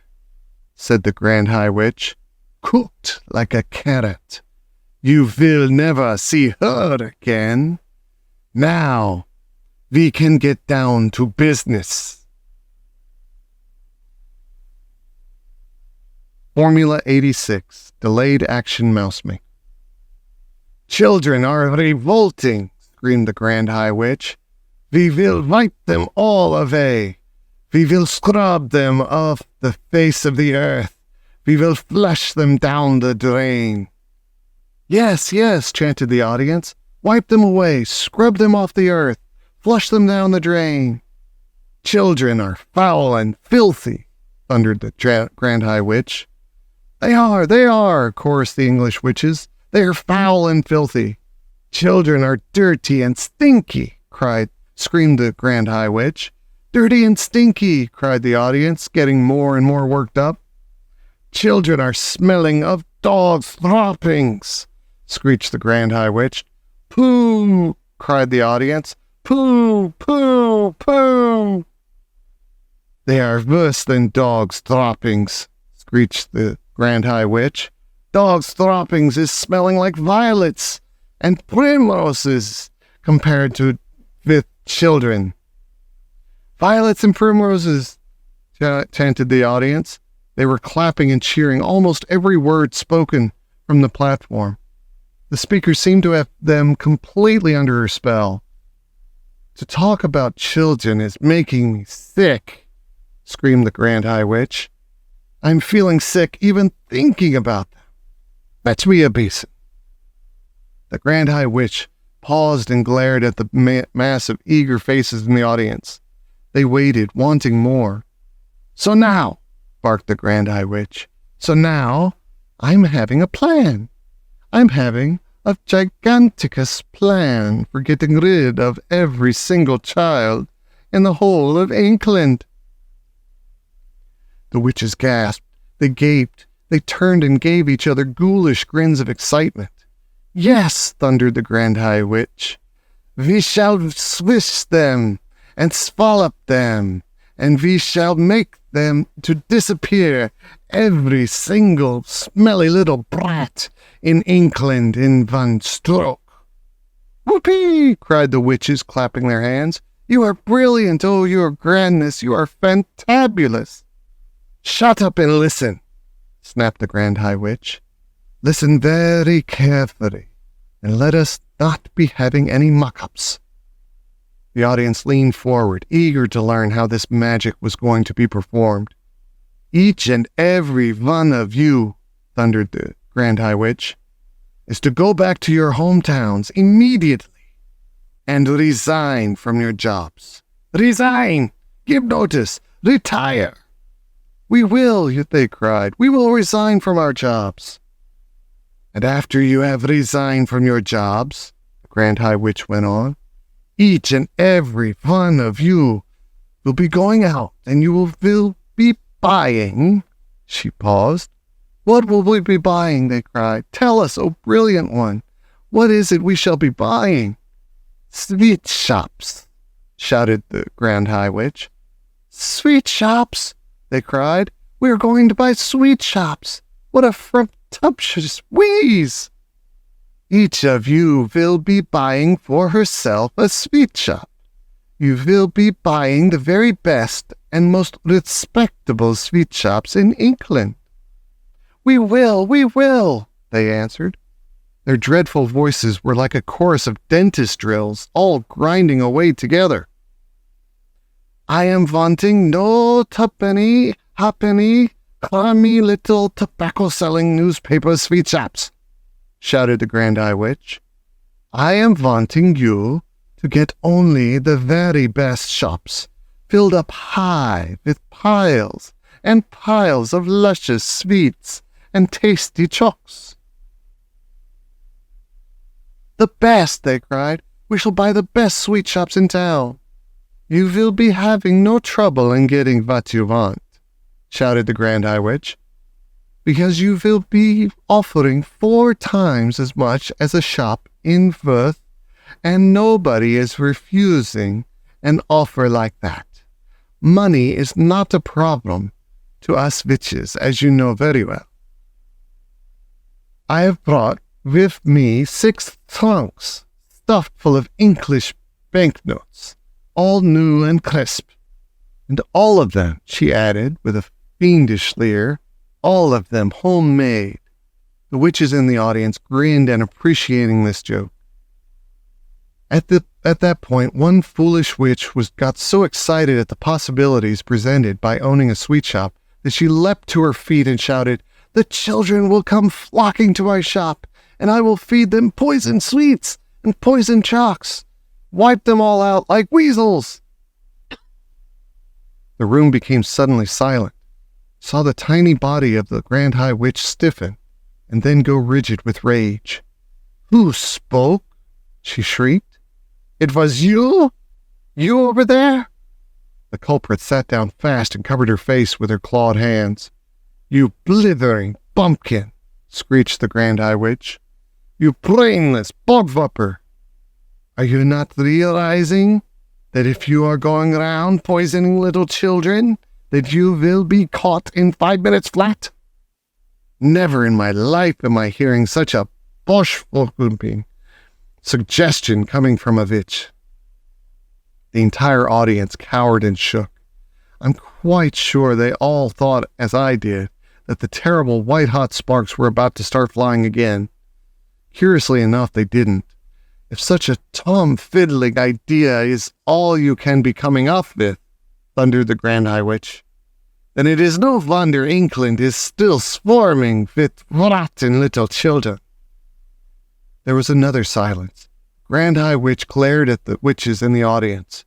"Do you not know," she shouted at them, "that we witches are working only with magic?" "We know, your grandness," they all answered. "Of course we know." The Grand High Witch grated her bony gloved hands against each other and cried out, "So each of you is owning a magnificent sweet shop. The next move is that each of you will be announcing in the window of your shop that on a certain day you will be having a great gala opening with 3 sweets and chalks to every child." "That will bring them in, the greedy little brutes," cried the audience. "They'll be fighting to get through the doors." "Next," continued the Grand High Witch, "you will prepare yourselves for this great gala opening by filling every chalk and every sweet in your shop with my very latest and greatest magic formula. This is known as Formula 86 Delayed Action Mouse Maker." "Delayed Action Mouse Maker?" they chanted. "She's done it again. Her grandness has concocted yet another of her wondrous magic child killers. How do we make it, O brilliant one?"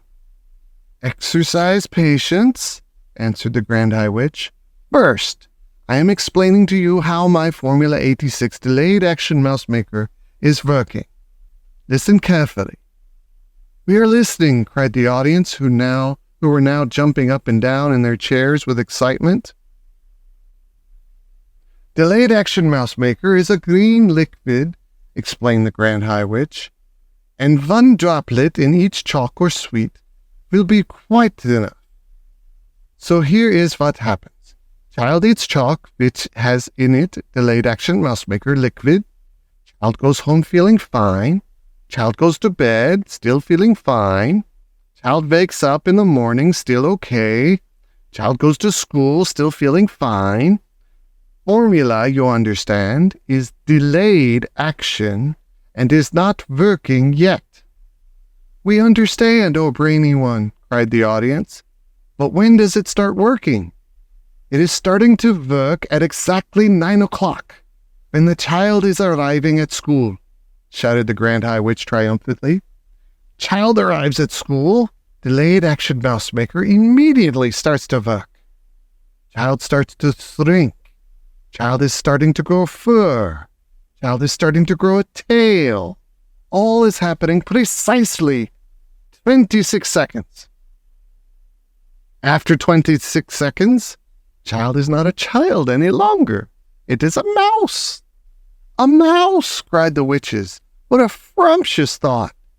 Classrooms will all be swarming with mice, shouted the Grand High Witch. Chaos and pandemonium will be reigning in every school in England.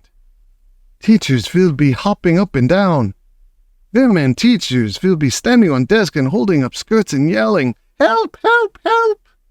They will, cried the audience. And what, shouted the Grand High Witch, is happening next in every school? Tell us, they cried. Tell us, O brainy one. Grand High Witch stretched her stringy neck forward and grinned at the audience, showing 2 rows of pointed teeth, slightly blue. She raised her voice louder than ever and shouted, "Mousetraps is coming out!" "Mousetraps!" cried the witches. "And cheese!" shouted the Grand High Witch. "Teachers is all rushing and running out and getting mousetraps and baiting with them with cheese and putting them down all over the school. Mice is nibbling cheese, mousetraps going off. All over school, mousetraps is going snappity-snap, and mouse heads is rolling across the floors like marbles, all over England, in every school in England. Noise of snapping mousetraps will be heard." At this point, the disgusting old Grand Witch began to do sort of witch's dance up and down the platform, stamping her feet and clapping her hands. The entire audience joined in the clapping and the foot stamping. They were making such a tremendous racket that I thought surely Mr. Stringer would hear it and come banging at the door, but he didn't. Then, above all the noises, I heard the voice of the Grand High Witch screaming out some sort of an awful gloating song. "Down with children, do them in, boil their bones and fry their skin. Bish them, squish them, bash them, mash them, break them, shake them, slash them, smash them. Offer chalks with magic powder, say eat up, then say it louder. Cram them full of sticky eats, send them home still guzzling sweets. And in the morning, little fools, go marching off to separate schools. A girl feels sick and goes all pale. She yells, 'Hey, look, I've grown a tail.' A boy who's standing next to her screams, 'Help, I think I'm growing fur.'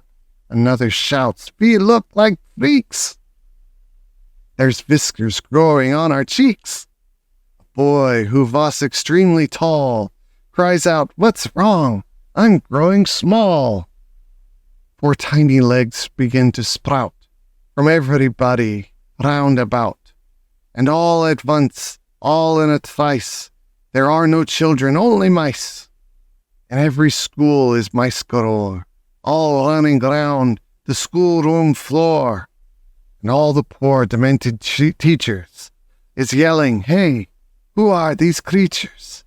They stand upon the desk and shout, 'Get out, you filthy mice, get out! Will someone fetch some mousetraps, please? And don't forget to bring the cheese.' Now mousetraps come and every trap goes snippity-snip, snappity-snap. The mousetraps have a powerful spring.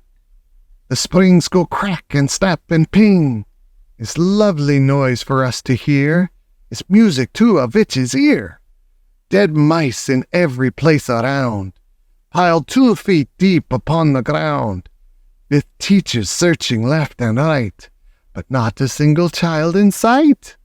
The teachers cry, 'What's going on? On where have all the children gone?'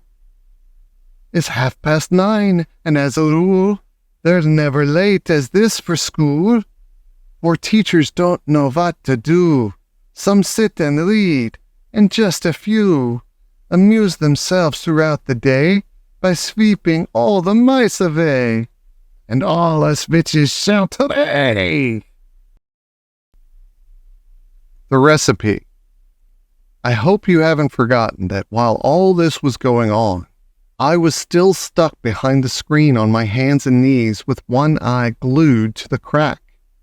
I don't know how long I'd been there, but it seemed like forever. The worst part of it was not being allowed to cough or make a sound. and knowing that if I did, I was as good as dead. And all the way through, I was living in constant terror that one of the witches in the back row was going to get a whiff of my presence through those special nose holes of hers. My only hope, as I saw it, was the fact that I hadn't washed for days. That, and the never-ending excitement and clapping and shouting that was going on in the room. The witches were thinking of nothing except the Grand High Witch up there on the platform, and her great plan for wiping out all the children of England. They certainly weren't sniffing around for a child in the room. In their wildest dreams, if witches have dreams, they would never have occurred to them. I kept still and prayed.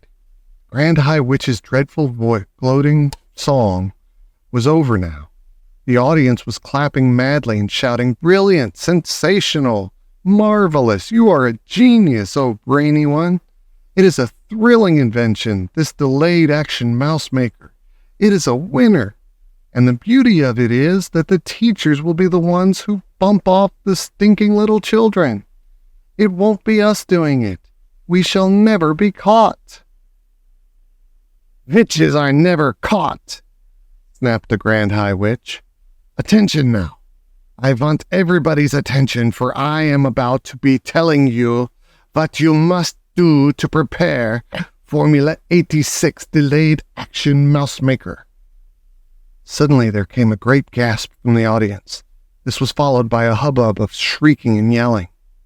And I saw many of the witches leaping to their feet and pointing at the platform and crying out, "Mice! Mice! Mice! She's done it to show us. The brainy one has turned 2 children into mice, and there they are." I looked towards the platform. The mice were there, all right, 2 of them running around near the Grand High Witch's skirts. But these were not field mice, or house mice, or wood mice, or harvest mice. They were white mice. I recognized them immediately as being my own little William and Mary. "Mice!" shouted the audience. "Our leader has made mice to appear out of nowhere. Get the mouse traps. Fetch the cheese." I saw the Grand High Witch peering down at the floor and staring with obvious puzzlement at William and Mary. She bent lower to get a closer look. Then she straightened up and shouted, "Quiet!" The audience became silent and sat down. "These mice are nothing to do with me," she shouted. "These mice are pet mice. These mice are quite obviously belonging to some repellent little child in the hotel. A boy it will be for a certainty, because girls are not keeping pet mice." "A boy?" cried the witches. "A filthy, smelly little boy. We'll swipe him. We'll swizzle him. We'll have his stripes for breakfast." "Silence!" shouted the Grand High Witch, raising her hands. "You know perfectly well you must do nothing to draw attention to yourselves while you are living in the hotel. Let us by all means get rid of this evil-smelling little skirt, but we must do it as quietly as possible. For are we not all of us the most respectable ladies of the Royal Society for the Prevention of Cruelty to Children?" "What do you suggest then, O brainy one?" they cried out. "How shall we dispose of this small pile of filth?" "They're talking about me," I thought. "These females are actually talking about how to kill me." I began to sweat. "Whoever he is not important," announced the Grand High Witch. "Leave him to me. I shall smell him out, turn him into a mackerel, and have him dished up for supper."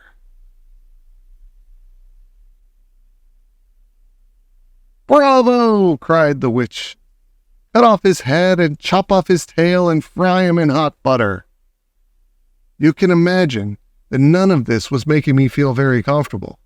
William and Mary were still running around on the platform, and I saw the Grand High Witch aim a swift running kick at William. She caught him right under one point of her toe and sent him flying. She did the same to Mary. Her aim was extraordinary. She would have made a great football player. Both mice crashed against the wall, and for a few moments they lay stunned. Then they got to their feet and scampered away. "Attention again!" the Grand High Witch was shouting. "I will now give to you the recipe for concocting Formula 86 Delayed Action Mouse Maker. Get out pencils and paper." Handbags were opened all over the room and notebooks were fished out. "Give us the recipe, O brainy one," cried the audience impatiently. "Tell us the secret." "First," said the Grand High Witch, "I had to find something that would cause the children to become very small, very quickly." "And what was that?" cried the audience. "That part was simple," said the Grand High Witch. "All you have to do is, if you are wishing to make a child very small, is to look at him through the wrong end of a telescope." "She's a wonder," cried the audience. "Who else would have thought of a thing like that?" "So you take the wrong end of a telescope," continued the Grand High Witch, "and you boil it until it gets soft." "How long does that take?" they asked her. 21 hours of boiling," answered the Grand High Witch. "And while this is going on, you take exactly 45 brown mice, and you chop off their tails with a carving knife, and you fry the tails in hair oil until they are nice and crisp." "What do we do with all those mice who have their tails chopped off?" asked the audience. "You simmer them in frog juice for 1 hour, came the answer. "But listen to me. So far I have only given you the easy part of the recipe. The really difficult problem is to put in something that will have a genuine delayed action result. Something that can be eaten by children on a certain day, but which will not start working on them until 9 o'clock the next morning, when they arrive at school." "What did you come up with, O brainy one?" they called out. "Tell us the great secret." "The secret," announced the Grand High Witch triumphantly, "is an alarm clock." "An alarm clock?" they cried.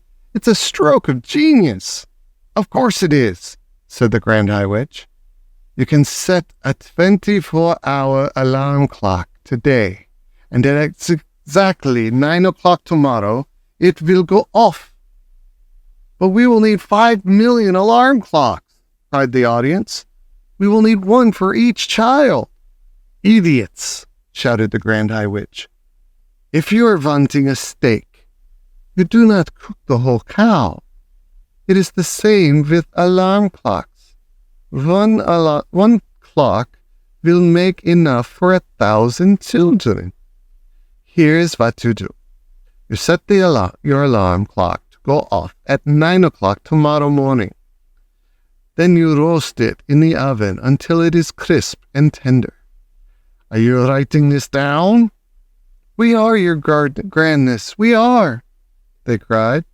"Next," said the Grand High Witch, "you take your boiled telescope, your fried mouse tails, and your cooked mice, and your roasted alarm clock, and all together you put them into the mixer. Then you mix them at full speed. This will give you a nice thick paste. While the mixer is still mixing, you must add to it the yolk of 1 gruntle's egg." "A gruntle's egg?" cried the audience. "We shall do that." Underneath all the clamor that was going on, I heard one witch in the back row saying to her neighbor, "I'm getting a bit old to go bird nesting. Those ruddy gruntles always nest very high up." "So you mix in the egg," the Grand High Witch went on, "and one after the other, you also mix in the following items: the claw of a crabat cruncher, the beak of a blubbersnitch, the snout of a globsquirt, and the tongue of a catspringer. I trust you are not having any trouble finding those?" None at all, they cried. We will spear the blabbersnitch, and trap the crabber cruncher, and shoot the gobble squirt, and catch the cat springer in his burrow. Excellent, said the Grand High Witch. When you have mixed everything together in the mixer, you will have a most marvelous-looking green liquid. Put one drop, just one titty drop of this liquid into a chocolate or a sweet, and at 9 o'clock the next morning, the child who ate it will turn into a mouse in 26 seconds. But one word of warning, never increase the dose. Never put more than one drop into each sweet or chocolate. And never give more than one sweet or chocolate to each child. An overdose of delayed action mouse maker will mess up the timing of the alarm clock and cause the child to turn into a mouse too early. A large overdose might even have an instant effect. And you wouldn't want that, would you? You wouldn't want the children turning into mice right there in your sweet shops. That would give the game away. So be very careful.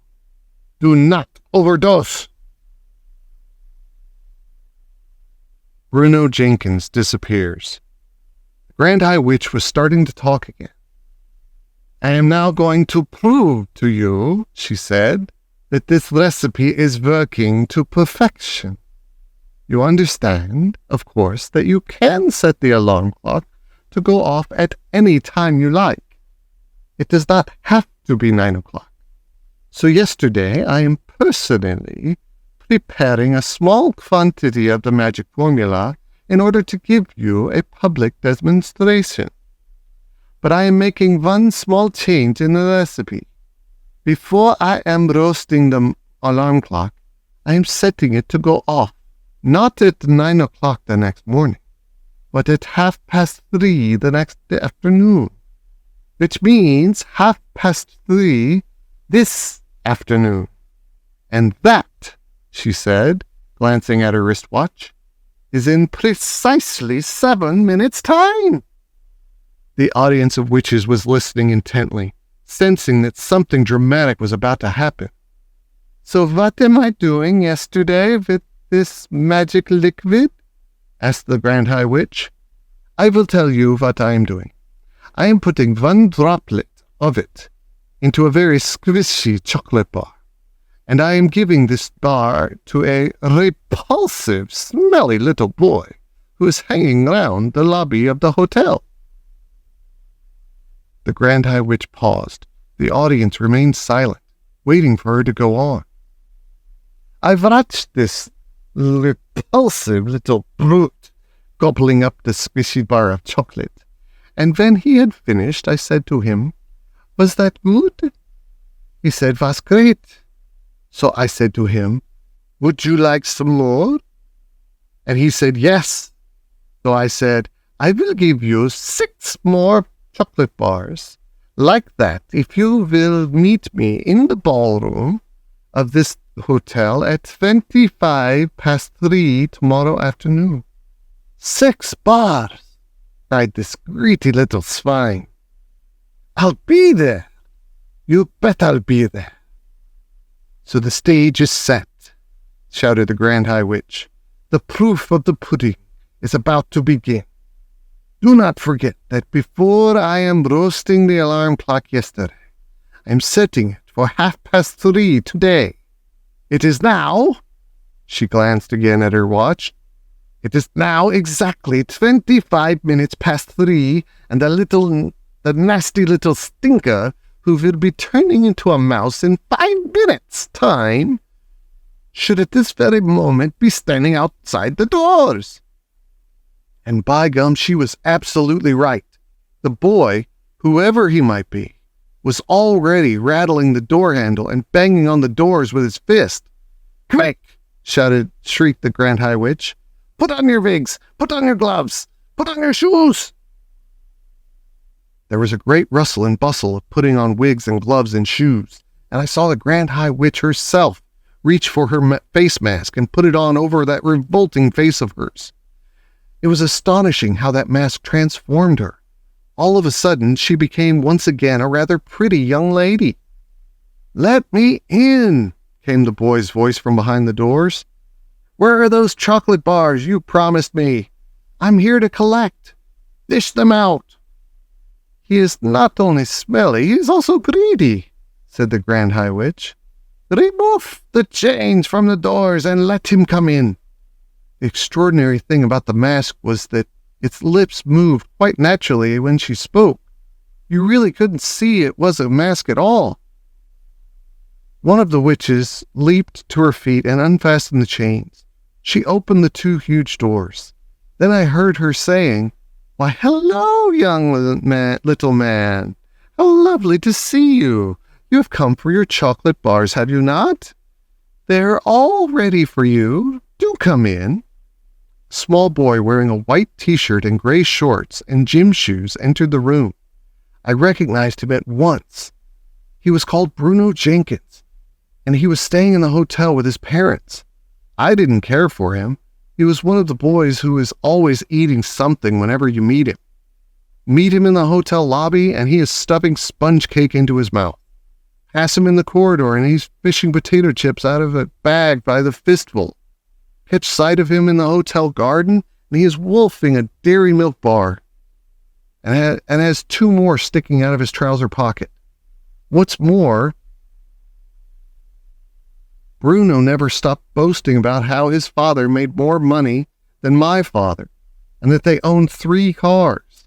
But worse than that, yesterday morning I had found him kneeling on the flagstones of the hotel terrace with a magnifying glass in his hand. There was a column of ants marching across one of the flagstones, and Bruno Jenkins was focusing the sun through his magnifying glass and roasting the ants one by one. "I like watching them burn," he said. "That's horrible," I cried. "Stop doing it." "Let's see you stop me," he said. At that point, I had pushed him with all my might, and he had crashed sideways onto the flagstones. His magnifying glass had splintered into many pieces, and he had leapt up shrieking, "My father is going to get you for this." Then he had run off, presumably to find his wealthy dad. That was the last time I had seen Bruno Jenkins until now. I doubted very much that he was about to be turned into a mouse, although I must confess that I was secretly hoping it might happen. Either way, I didn't envy him being up there in front of all those witches. "Darling boy," cooed the Grand High Witch from up on the platform, "I have your chocolates all ready for you. Do come up here first and say hello to these lovely ladies." Her voice was quite different now. It was soft and gentle and absolutely dripping with syrup. Bruno was looking a bit bewildered, but he allowed himself to be led up onto the platform, where he stood beside the Grand High Witch and said, "Okay, where are my 6 bars of chocolate?" I saw the witch who had let him up in quietly, putting the chain back on the door handles. Bruno didn't notice this. He was too busy asking for his chocolate. "The time is now 1 minute before 3:30, announced the Grand High Witch. "What the heck's going on?" Bruno asked. He wasn't frightened, but he wasn't looking exactly comfortable either. "What is this?" he said. "Give me my chocolate." 30 seconds to go," cried the Grand High Witch, gripping Bruno by the arm. Bruno shook himself clear and stared at her. She stared back at him, smiling with the lips of her mask. Every witch in the audience was staring at Bruno. 20 seconds, cried the Grand High Witch. "Give me the chocolate," shouted Bruno, becoming suddenly suspicious. "Give me the chocolate and let me out of here." 15 seconds, cried the Grand High Witch. "Will one of you crazy punks kindly tell me what all this is about?" shouted Bruno. 10 seconds, cried the Grand High Witch. 9, 8, 7, 6, 5, 4, 3, 2, 1, 0! We have ignition! I could have sworn I heard an alarm clock ringing. I saw Bruno jump. He jumped as though someone had struck a hatpin deep into his bottom, and he yelled, "Ow!" He jumped so high that he landed on a small table up there on the stage. And he started hopping about on the top of this table, waving his arms and yelling his head off. Then suddenly, he became silent.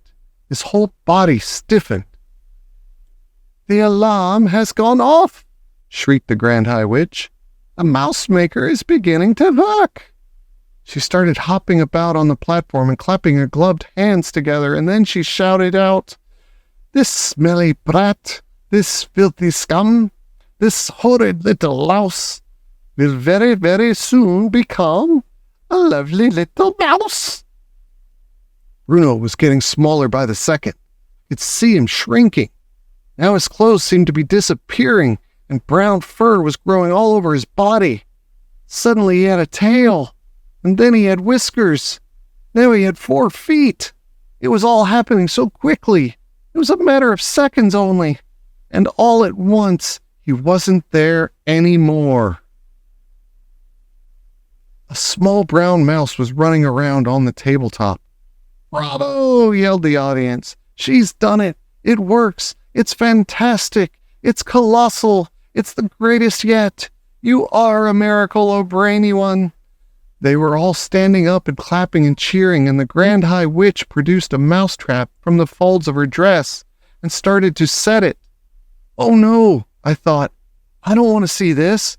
Bruno Jenkins may have been a bit of a stinker, but I'm dashed if I want to watch him having his head chopped off." "Where is he?" snapped the Grand High Witch, searching the platform. "Where has that mouse got to?" She couldn't find him. Clever Bruno must have jumped down off the table and scampered off into some corner, or even down a small hole. Thank heavens for that. "It matters not," shouted the Grand High Witch. "Silence and sit down." The Ancient Ones. The Grand High Witch stood on the very center of the platform, and those dangerous eyes of hers traveled slowly around the audience of the witches who were sitting so meekly before her. "All those over 70, put up your hands," she barked suddenly. 7 or 8 hands went up in the air. "It comes to me," said the Grand High Witch, "that you, ancient ones, will not be able to climb high trees in search of gruntles, eggs." "We won't, your grandness. We are afraid we won't," chanted the Ancient Ones. "Nor will you be able to catch the crab cruncher who lives high on rocky cliffs," the Grand High Witch went on. "I can't exactly see you sprinting after the speedy catspringer either, or diving into deep waters to spear the blubbersnitch, or striding the bleak moors with a gun under your arm to shoot the grabsome and squirt. You are too old and feeble for those things." "We are," chanted the Ancient Ones. "We are, we are." "You ancient ones have served me well over many years," said the Grand High Witch, "and I do not wish to deny you the pleasure of bumping off a few thousand children each just because you have become old and feeble. I have therefore prepared, personally, with my own hands, a limited quantity of delayed action mouse maker, which I will distribute to the Ancient Ones before you leave the hotel." "Oh, thank you, cried the old witches. "You are far too good to us, your grandness. You are so kind and thoughtful." "Here is a sample of what I am giving you," shouted the Grand High Witch. She fished around in a pocket of her dress and brought out a very small bottle. She held it up and shouted, "In this tiny bottle is 500 doses of mouse maker. Is enough to turn 500 children into mice." I could see that the bottle was made of dark blue glass, and that it was very small, about the size Same size as the ones you can buy at the chemist with nose drops in them. Each of you ancient ones will get 2 of these bottles," he shouted. Thank you, O most generous and thoughtful one," chorused the ancient witches. "Not one drop will be wasted. Each of us will promise to squish a squallop and squiggle 1,000 children." "Our meeting is over," announced the Grand High Witch. "Here is the timetable for the remainder of your stay in this hotel. Right now, we must all go out onto the Sunshine Terrace and have tea with that ridiculous manager. Next, at 6 o'clock tonight, those witches who are too old to climb trees after Gruntel's eggs will report to my room to receive 2 bottles of mousemaker. My room number is 454. Do not forget it. Then, at 8 o'clock, all of you will assemble in the dining room for supper. We are the lovely ladies of the RSPCC, and they are getting set up 2 long tables specially for us. But do not forget to put the cotton plugs up your noses. That dining room will be full of filthy little children, and without those nose plugs, the stink will be unbearable. Apart from that, remember to behave normally at all times. Is everything clear? Any questions?" "I have one question, Your Grandness," said a voice in the audience. "What happens if one of the chocolates we are giving away in our shops gets eaten by a grown-up?" "That's just too bad for the grown-up," said the Grand High Witch. "This meeting is over," she shouted. "Out you go!" The witches stood up and began gathering their things together. I was watching them through the crack and hoping to heaven they would hurry up and leave so that I might be safe at last. "Wait!" shrieked one of the witches in the back row. "Hold everything!" Her shrieking voice echoed through the ballroom like a trumpet. All the witches suddenly stopped and turned and looked towards the speaker. She was one of the taller witches, and I could see her standing there with her head tilted back and her nose in the air. She was sucking in great long breaths of air through nose, curvy, pink, seashelly nostrils of hers. "Wait!" she shouted again. "What is it?" the others cried. "Dog's droppings!" she yelled. Just then I got a whiff of dog's droppings. "Surely not!" the others shouted. "There couldn't be." "Yes, yes!" shouted the first witch. "There it is again. It's not strong, but it's there. I mean, it's here. It's definitely somewhere, not too far away." "What's going on down there?" shouted the Grand High Witch, glaring down from the platform. "Mildred's just got a whiff of dog's droppings, Your Grandness," someone called back to her. "What rubbish is this?" shouted the Grand High Witch. "She has dog's droppings on the brain. There are no children in this room." "Hang on," cried the witch called Mildred. "Hang on, everybody. Don't move. I'm getting it again." Her huge, curvy nose holes were waving in and out like a pair of fishtails. "It's getting stronger. It's hitting me harder now. Can't the rest of you smell it?" All the noses of all the witches in that room went up in the air, and all the nostrils began to suck and sniff. "She's right," cried another voice.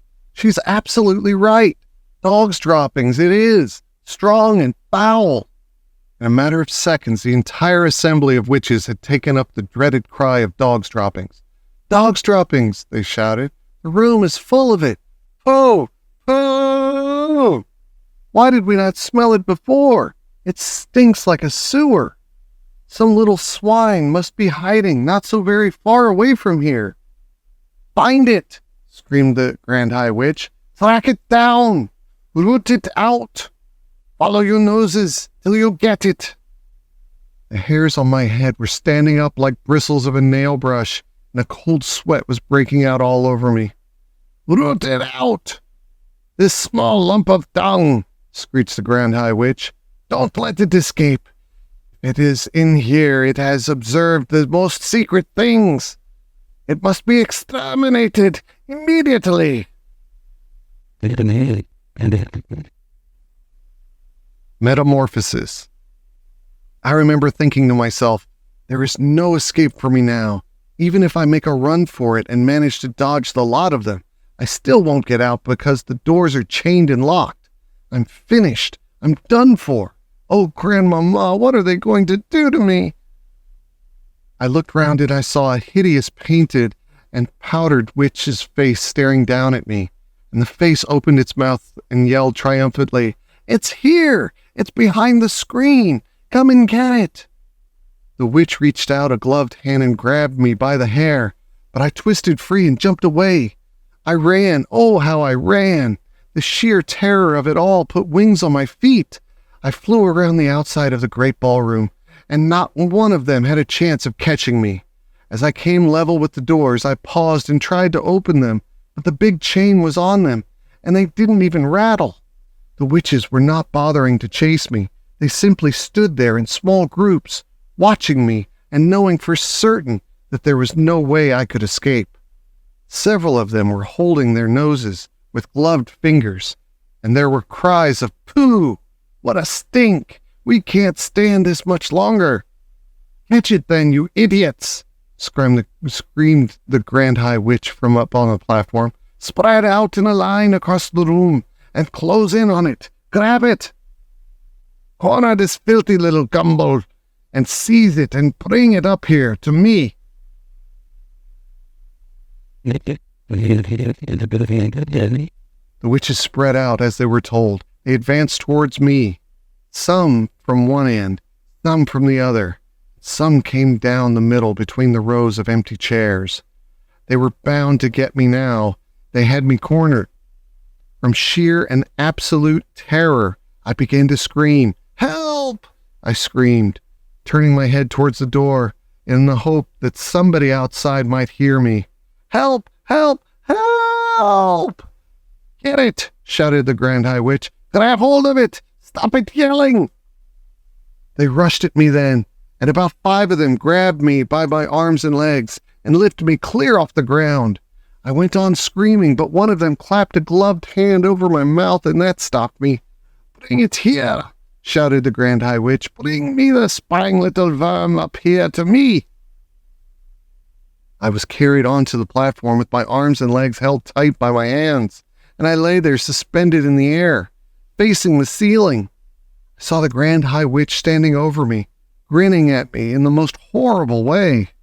She held up the small blue bottle of Mousemaker, and she said, "Now for my little medicine. Hold his nose to make him open his mouth." Strong fingers pinched my nose. I kept my mouth closed tight and held my breath, but I couldn't do it for long. My chest was bursting. I opened my mouth to get one quick breath of air. As I did so, Grand High Witch poured the entire contents of the little bottle down my throat. Oh, the pain and the fire! It felt as though a kettle full of boiling water had been poured in my mouth.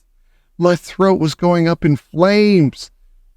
Then, very quickly, and the frightful, burning, searing, scorching feeling started spreading down into my chest and into my tummy and on into my arms and legs and all over my body. I screamed and screamed, but once again the gloved hand was clapped over my lips. The next thing I felt was my skin beginning to tighten. How else can I describe it? It was quite literally a tightening and a shrinking of the skin all over my body, from the top of my head to the tips of my fingers to the ends of my toes. I felt as though I was a balloon, and somebody was twisting the top of the balloon and twisting, and the balloon was getting smaller and smaller, and the skin was getting tighter and tighter, and soon it was going to burst. Then the squeezing began. This time I was inside a suit of iron, and somebody was turning a screw.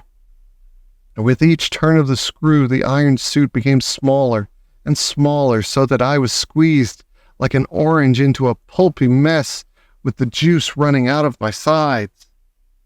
After that, there came a fierce prickling sensation all over my skin, or what was left of my skin, as though tiny needles were forcing their way out through the surface of the skin from the inside. And this, I realize now, was the growing of the mouse fur. Far away in the distance, I heard the voice of the Grand High Witch yelling, 500 doses! This stinking little carbuncle has had 500 doses, and the alarm clock has been smashed, and now we are having instantaneous action. I heard clapping and cheering, and I remember thinking, I am not myself any longer. I have gone clear out of my own skin. I noticed that the floor was only an inch from my nose. I noticed also a pair of little furry front paws resting on the floor. I was able to move those paws. They were mine. At that moment, I realized that I was not a little boy any longer. I was a mouse. Now for the mouse trap, I heard the Grand High Witch yelling. I've got it right here, and here is a piece of cheese. But I wasn't going to wait for that. I was off across the platform like a streak of lightning. I was astonished at my own speed. I leapt over witches' feet right and left, and in no time at all, I was down the steps and onto the floor of the ballroom itself, and skittering off among the rows of chairs. What I especially liked was the fact that I made no sound at all as I ran. I was a swift and silent mover, and quite amazingly, the pain had all gone now. I was feeling quite remarkably well. It is not a bad thing, after all, I thought to myself, to be tiny as well as speedy when there is a bunch of dangerous females after your blood.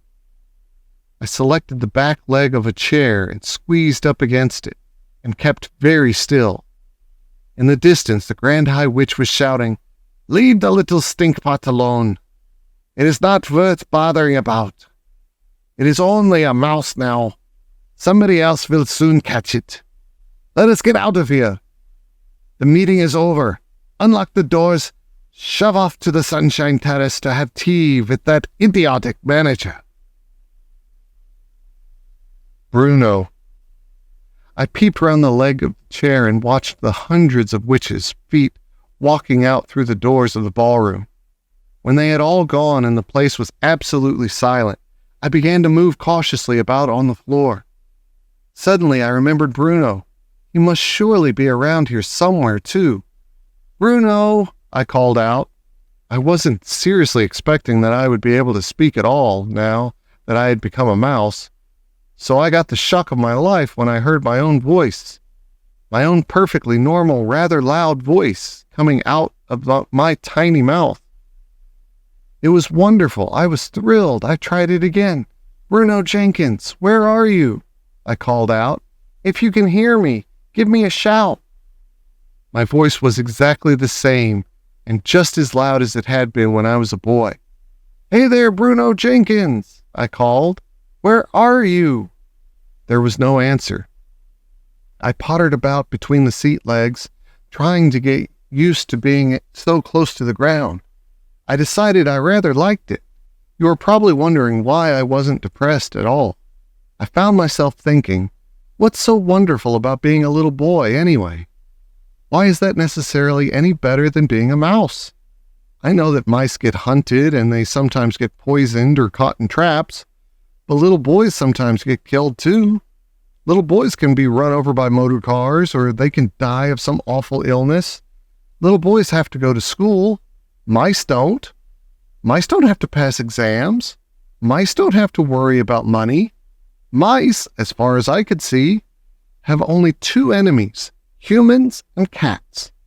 My grandmother is a human, but I know for certain that she will always love me whoever I am. And she never, thank goodness, keeps a cat. When mice grow up, they don't ever have to go to war and fight against other mice. Mice, I feel pretty certain, all like each other. People don't.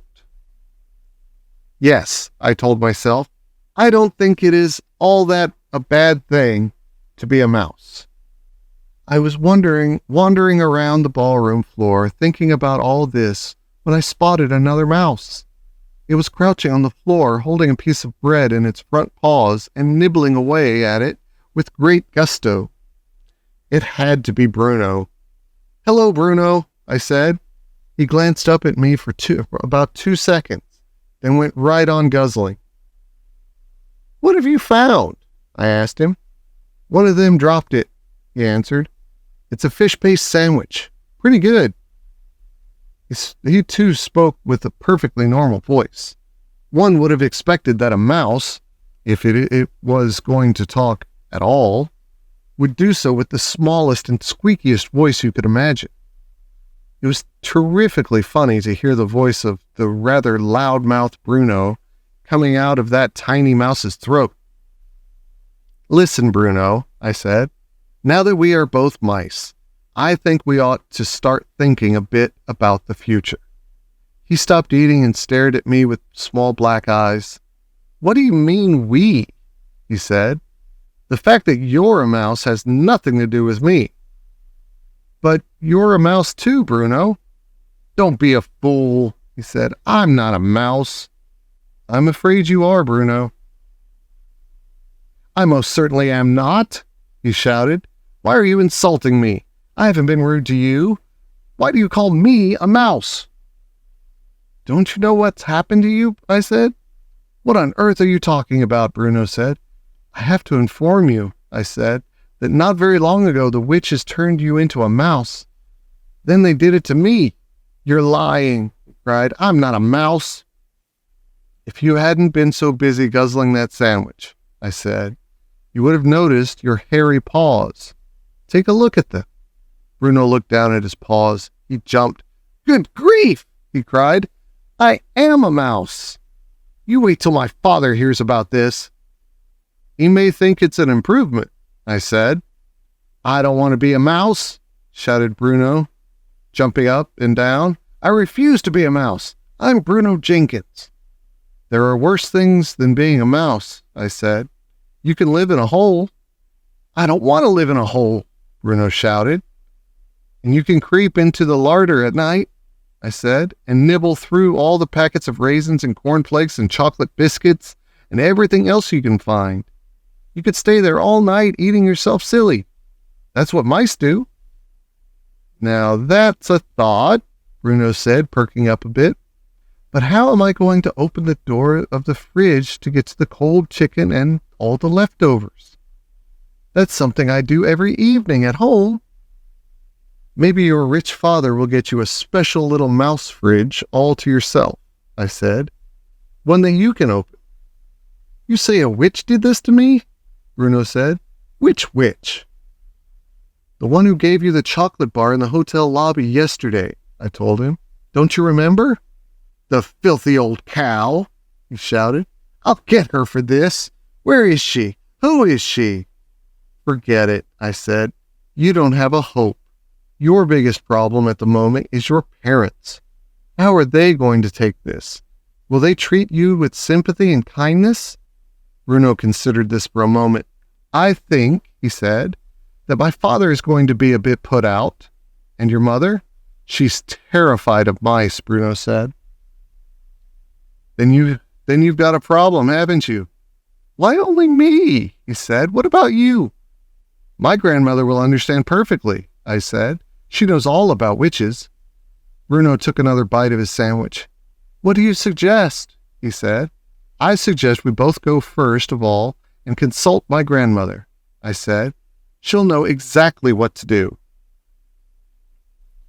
I moved towards the door, which were standing open. Bruno, still grasping part of the sandwich at one paw, followed after me. "When we get out into the corridor," I said, "we're going to run like mad. Stick close to the wall all the way and follow me. Do not talk and do not let anyone see you. Don't forget that just about anyone who catches sight of you will try to kill you." I snatched the sandwich out of his paw and threw it away. "Here goes," I said. "Keep behind." "Hello, Grandmama." As soon as I was out of the ballroom, I took off like a flash. I streaked down the corridor, went through the lounge and the reading room and the library and the drawing room and came to the stairs. Up the stairs I went, jumping quite easily from one to the other, keeping well in against the wall all the time. "Are you with me, Bruno?" I whispered. "Right here," he said. My grandmother's room and my own were on the 5th floor. It was quite a climb, but we made it without meeting a single person on the way, because everyone was using the lift.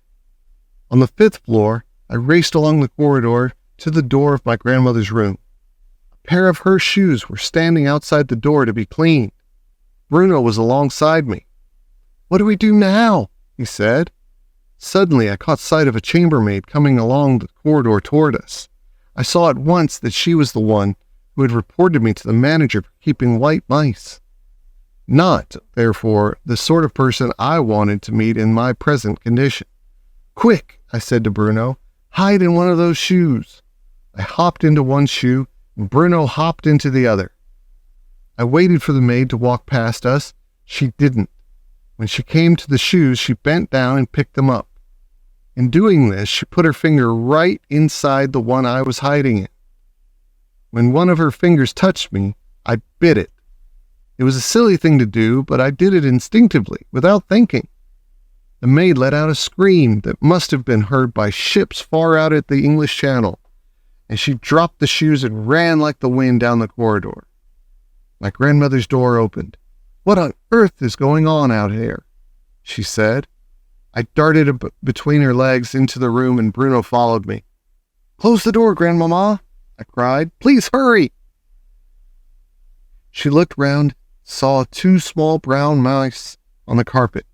"Please close it," I said, and this time she actually saw me talking and recognized my voice. She froze and became absolutely motionless.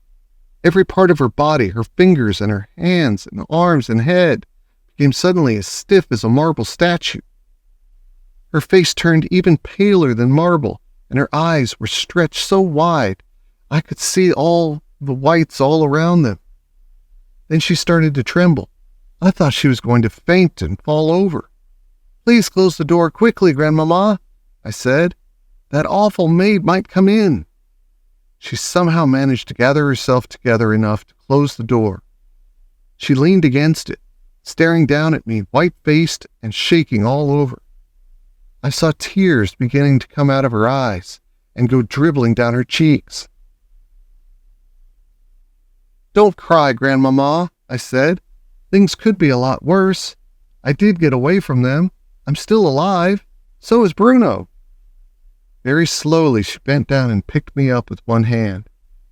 Then she picked Bruno up with the other hand and put us both on the table. There was a bowl of bananas in the center of the table. Bruno jumped straight into it and began tearing away with his teeth at one of the banana skins to get at the fruit inside. My grandmother grasped the arm of the chair to steady herself, but her eyes never left me. "Sit down, dear Grandmama," I said. She collapsed into her chair. "Oh, my darling," she murmured, and now the tears were really streaming down her cheeks. "Oh, my poor, sweet darling, what have they done to you?" "I know what they've done, Grandmama, and I know what I am. But the funny thing is that I don't honestly feel especially bad about it. I don't even feel angry. In fact, I feel rather good. I know I'm not a boy any longer, and I never will be again. But I'll be quite all right as long as there's always you to look after me." I was not just trying to console her. I was being absolutely honest about the way I felt. You may think it odd that I wasn't weeping myself. It was odd. I simply can't explain it. "Of course I'll look after you," my grandmother murmured. "Who is the other one?" "That was a boy called Bruno Jenkins," I told her. "They got him first." My grandmother took a new, long, black cigar out of a case in her handbag and put it in her mouth. Then she got out a box of matches. She struck a match, but her fingers were shaking so much that the flame kept missing the end of the cigar. And she got it lit at last. She took a long pull and sucked in the smoke. That seemed to calm her down a bit. "Where did it happen?" she whispered. "Where is the witch now? Is she in the hotel?" "Grandmama," I said, "it wasn't just one. It was hundreds. They're all over the place. They're right here in the hotel this very moment." She leaned forward and stared at me. You don't actually mean to tell me they're holding the annual meeting right here in the hotel?" "They've held it, Grandmama. It's finished. I heard it all. And all of them, including the Grand High Witch herself, are downstairs now. They're pretending they're the Royal Society for the Prevention of Cruelty to Children. They're all having tea with the manager." "And they caught you?" "They smelt me out," I said. "Dog's droppings, was it?" she said, sighing. "I'm afraid so, but it wasn't strong. They very nearly didn't smell me because I hadn't had a bath for ages." Children should never have baths," my grandmother said. "It's a dangerous habit." "I agree, Grandmama." She paused, sucking at her cigar. "Do you really mean to tell me that they are all downstairs having tea?" she said. "I'm certain of it, Grandmama." There was another pause. I could see the old glint of excitement slowly coming back into my grandmother's eyes. And all of a sudden she sat up very straight in her chair and said sharply, "Tell me everything, right from the beginning, and please hurry." I took a deep breath and began to talk. I told about going to the ballroom and hiding behind the screen to do my mouse training. I told about the notice saying Royal Society for the Prevention of Cruelty to Children. I told her all about the women coming in and sitting down, and about the small woman who appeared on the stage and took off her mask. But when it came to describing what her face looked like underneath the mask, I simply couldn't find the right words. "It was horrible, Grandmama," I said. "Oh, it was so horrible. It was like something that was going rotten. "Go on," my grandmother said. "Don't stop." Then I told her about all the others taking off their wigs and their gloves and their shoes, and how I saw before me a sea of bald, pimply heads, and how the women's fingers had little claws, and how their feet had no toes. My grandmother had come forward now in her armchair, so that she was sitting right on the edge of it. Both her hands were cupped over the gold knob of the stick that she always used when walking. She was staring at me with eyes as bright as 2 stars.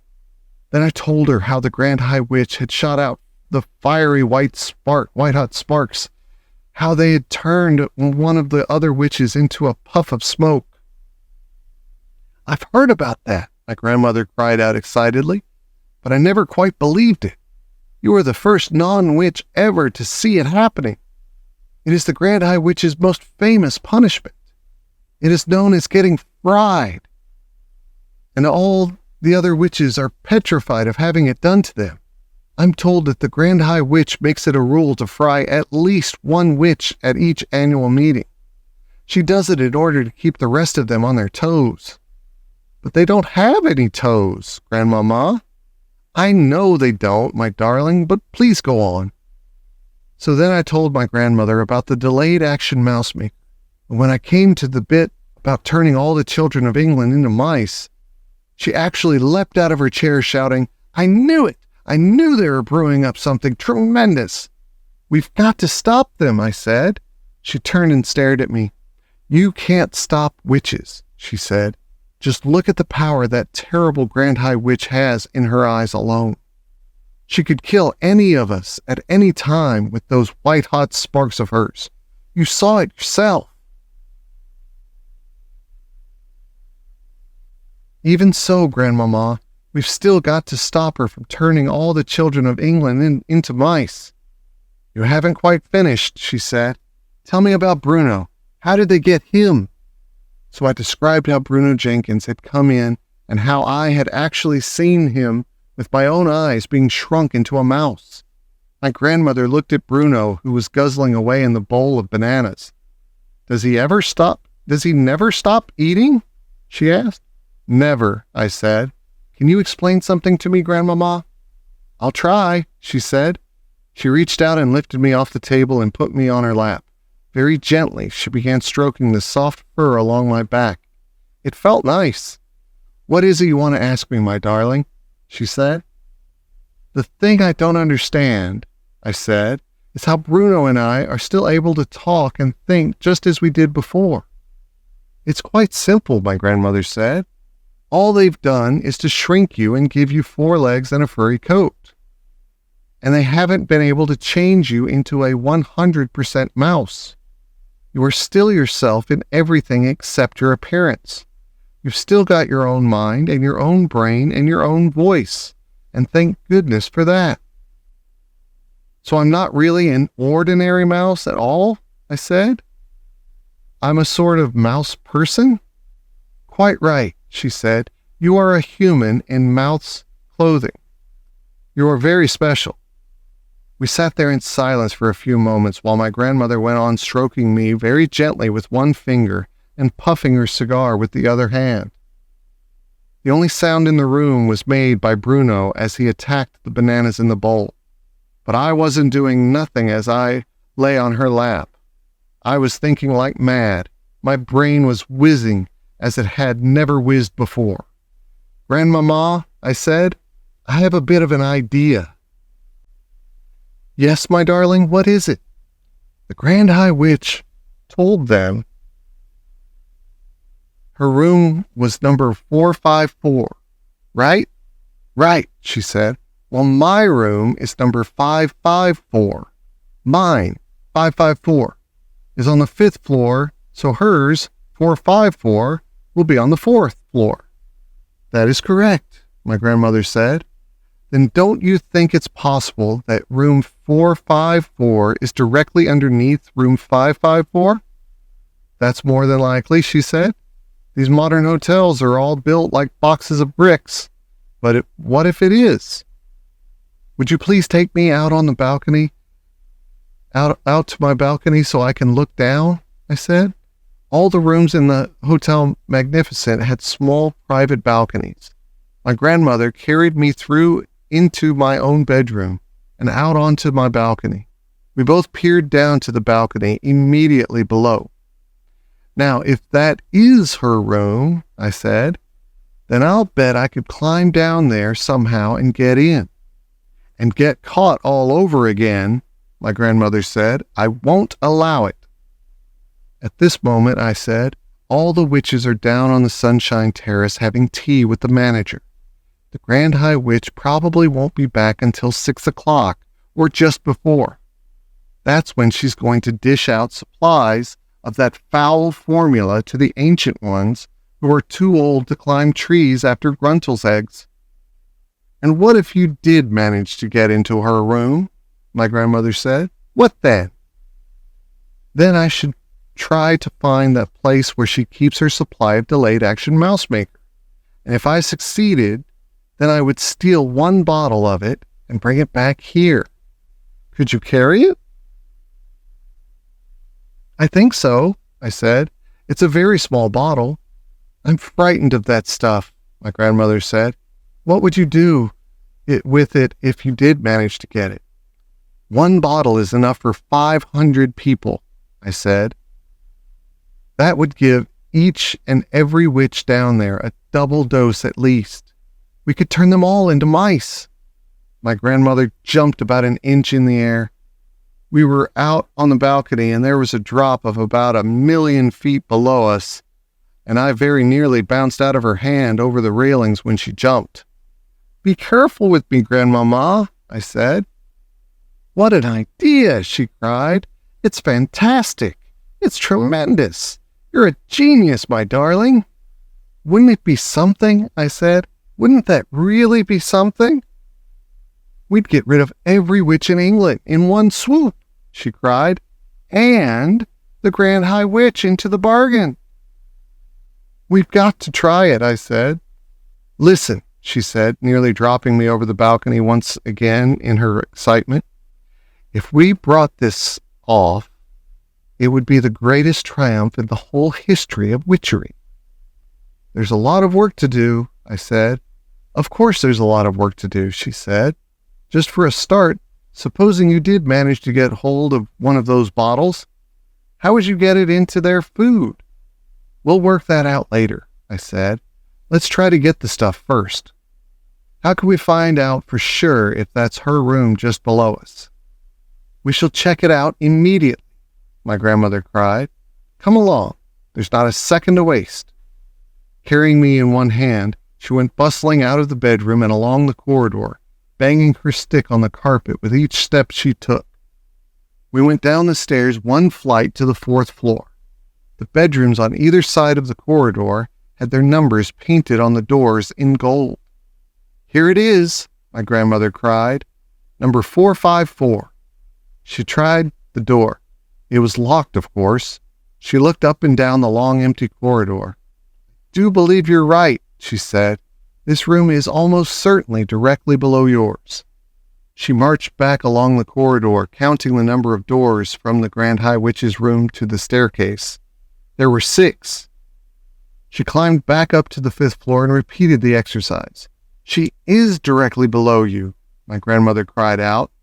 "Her room is right below yours."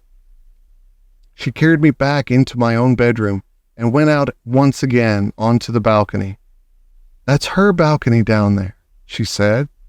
"And what's more, the door from her balcony into her bedroom is wide open. How are you going to climb down?" "I don't know," I said. "Our rooms were in the front of the hotel, and they looked down onto the beach and the sea. Immediately below my balcony, thousands of feet below, I could see a fence of spiked railings. If I fell, I was a goner." "I've got it!" my grandmother cried. With me in her hand, she rushed back into her own room and began rummaging in the chest of drawers. She came out with a ball of blue knitting wool. One end of it was attached to some needles and a half-finished sock she had been knitting for me. "This is perfect," she said. "I shall put you in the sock and lower you down onto the Grand High Witch's balcony. But we must hurry. Any moment now, that monster will be returning to her room." The Mouse Burglar. My grandmother hustled me back into my own bedroom and out onto the balcony. "Are you ready?" she asked. "I'm going to put you in the sock now." "I hope I can manage this," I said. "I'm only a little mouse." "You'll manage," she said. "Good luck, my darling." She popped me into the sock and started lowering me over the balcony. I crouched inside the sock and held my breath. Through the stitches I could see out quite clearly. Miles below me, children playing on the beach were the size of beetles. The sock started swinging in the breeze. I looked up and saw my grandmother's head sticking out over the railings of the balcony above. "You're nearly there," she called out. "Here we go. Gently does it. You're down." I felt a slight bump. "In you go," my grandmother was shouting. "Hurry, hurry, hurry! Search the room!" I jumped out of the sock and ran into the Grand High Witch's bedroom. There was the same musty smell about the place that I had noticed in the ballroom. It was the stench of witches. It reminded me of the smell inside the men's public lavatory at our local railway station. As far as I could see, the room was tidy enough. There was no sign anywhere that it was inhabited by anyone but an ordinary person. But then there wouldn't be, would there? No witch would be stupid enough to leave anything suspicious lying around for the hotel maid to see. Suddenly I saw a frog jumping across the carpet and disappearing under the bed. I jumped myself. "Hurry up," came my grandmother's voice from somewhere high up outside. "Grab the stuff and get out." I started skittering round and trying to search the room. This wasn't so easy. I couldn't, for example, open any of the drawers. I couldn't open the doors of the big wardrobe either. I stopped skittering about. I sat in the middle of the floor and had to think. If the Grand High Witch wanted to hide something top secret, where would she put it? Certainly not in any ordinary drawer. Not in the wardrobe either. It was too obvious. I jumped up onto the bed to get a better view of the room. "Hey," I thought, "what about under the mattress?" Very carefully, I lowered myself over the edge of the bed and wormed my way underneath the mattress. I had to push forward hard to make any headway, but I kept at it. I couldn't see a thing. I was scrabbling about under the mattress when my head suddenly bumped into something hard inside the mattress above me. I reached up and felt it with my paw. Could it be a little bottle? It was a little bottle. I could trace the shape of it through the cloth of the mattress, and right alongside it, I felt another hard lump, and another, and another. The Grand High Witch must have slid open the mattress and put all the bottles inside, and then sewn it all up again. I began tearing away frantically at the mattress cloth above my head with my teeth. My front teeth were extremely sharp, and it didn't take me long to get a small hole. I climbed into the hole and grabbed a bottle by the neck. I pushed it down through the hole in the mattress and climbed out after it. Walking backwards and dragging the bottle behind me, I managed to reach the edge of the mattress. I rolled the bottle off the bed of the carpet onto the carpet. It bounced, but it didn't break. I jumped down off the bed. I examined the little bottle. It was identical to the one the Grand High Witch had in the ballroom. There was a label on this one. Formula 86, it said, Delayed Action Mouse Maker. Then it said, this bottle contains 500 doses. Eureka! I felt tremendously pleased with myself. 3 frogs came hopping out from under the bed. They crouched on the carpet, staring at me with large black eyes. I stared back at them. Those huge eyes were the saddest things I had ever seen. It suddenly occurred to me that almost certainly once upon a time they had been children, those frogs, before the Grand High Witch had got hold of them. I stood there clutching the bottle and staring at the frogs. Who are you? I asked them. At that exact moment, I heard a key turning in the lock of the door, and the door burst open, and the Grand High Witch swept into the room. The frogs jumped underneath the bed again in one quick hop. I darted after them, still clutching the bottle, and I ran back against the wall and squeezed in behind one of the bedposts. I heard feet walking on the carpet. I peeped round the bedpost. The 3 frogs were clustered together under the middle of the bed. Frogs cannot hide like mice. They cannot run like mice either. All they can do, poor things, is to hop about rather clumsily. Suddenly, the Grand High Witch's face came into view, peering under the bed. I popped my head back behind the bedpost. So there you are, my little froggies, I heard her saying. You can stay where you are until I go to bed tonight. Then I shall throw you out of the window, and the seals can have you for supper. Suddenly, very loud and clear, there came the sound of my grandmother's voice through the open balcony door. Hurry up, my darling, it shouted. Do hurry up. You'd better come out quickly. Who is calling? Snapped the Grand High Witch. I peeped round the bedpost again and saw her walking across the carpet to the balcony door. Who is this on my balcony? She muttered. Who is it? Who dares to trespass on my balcony? She went through the door onto the balcony itself. What is this knitting wool hanging down here? I heard her saying. Oh, hello, came my grandmother's voice. I just dropped my knitting over the balcony by mistake, but it's all right. I've got hold of one end of it. I can pull it up by myself. Thank you all the same. I marveled at the coolness of her voice. Who were you talking to just now? Snapped the Grand High Witch. Who were you telling to hurry up and come out quickly? I was talking to my little grandson. I heard my grandmother saying. He's been in the bathroom for hours, and it's time he came out. He sits in there reading books, and he forgets completely where he is. Do you have any children, my dear? I do not, shouted the Grand High Witch, and she came quickly back into the bedroom, slamming the balcony door behind her. I was cooked. My escape route was closed. I was shut up in the room with the Grand High Witch and 3 terrified frogs. I was just as terrified as the frogs. I was quite sure that if I was spotted, I would be caught and thrown out over the balcony for the seagulls. There came a knock on the bedroom door. "What is it this time?" shouted the Grand High Witch. "It is we ancient ones," said a meek voice from behind the door. "It is 6 o'clock, and we have come to collect the bottles that you promised us, oh your grandness." I saw her crossing the carpet towards the door. The door was opened, and then I saw a whole lot of feet and shoes beginning to enter the room. They were coming in slowly and hesitantly, as though the owners of those shoes were frightened of entering. Come in, snapped the Grand High Witch. "Do not stand out there dithering in the corridor. I don't have all night." I saw my chance. I jumped out from behind the bedpost and ran like lightning towards the open door.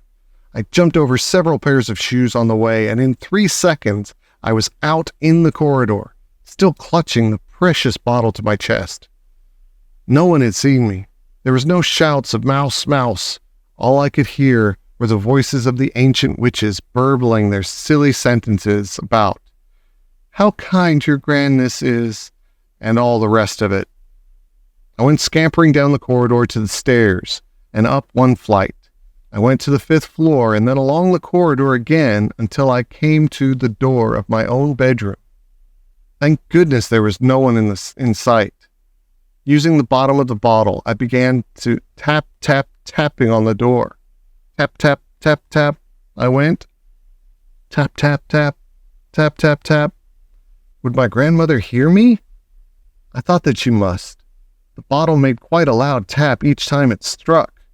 Tap, tap, tap, tap, tap, tap. Just so long as nobody came along the corridor. But the door didn't open. I decided to take a risk. "Grandmama!" I shouted as loudly as I possibly could. "Grandmama, it's me! Let me in!" I heard her feet coming across the carpet, and the door opened. I went in like an arrow. "I've done it!" I cried, jumping up and down. "I've got it, Grandmama! Look, here it is! I've got a whole bottle of it!" She closed the door, she bent down and picked me up and hugged me. "Oh, my darling," she cried. "Thank heavens you're safe." She took the little bottle from me and read the label aloud.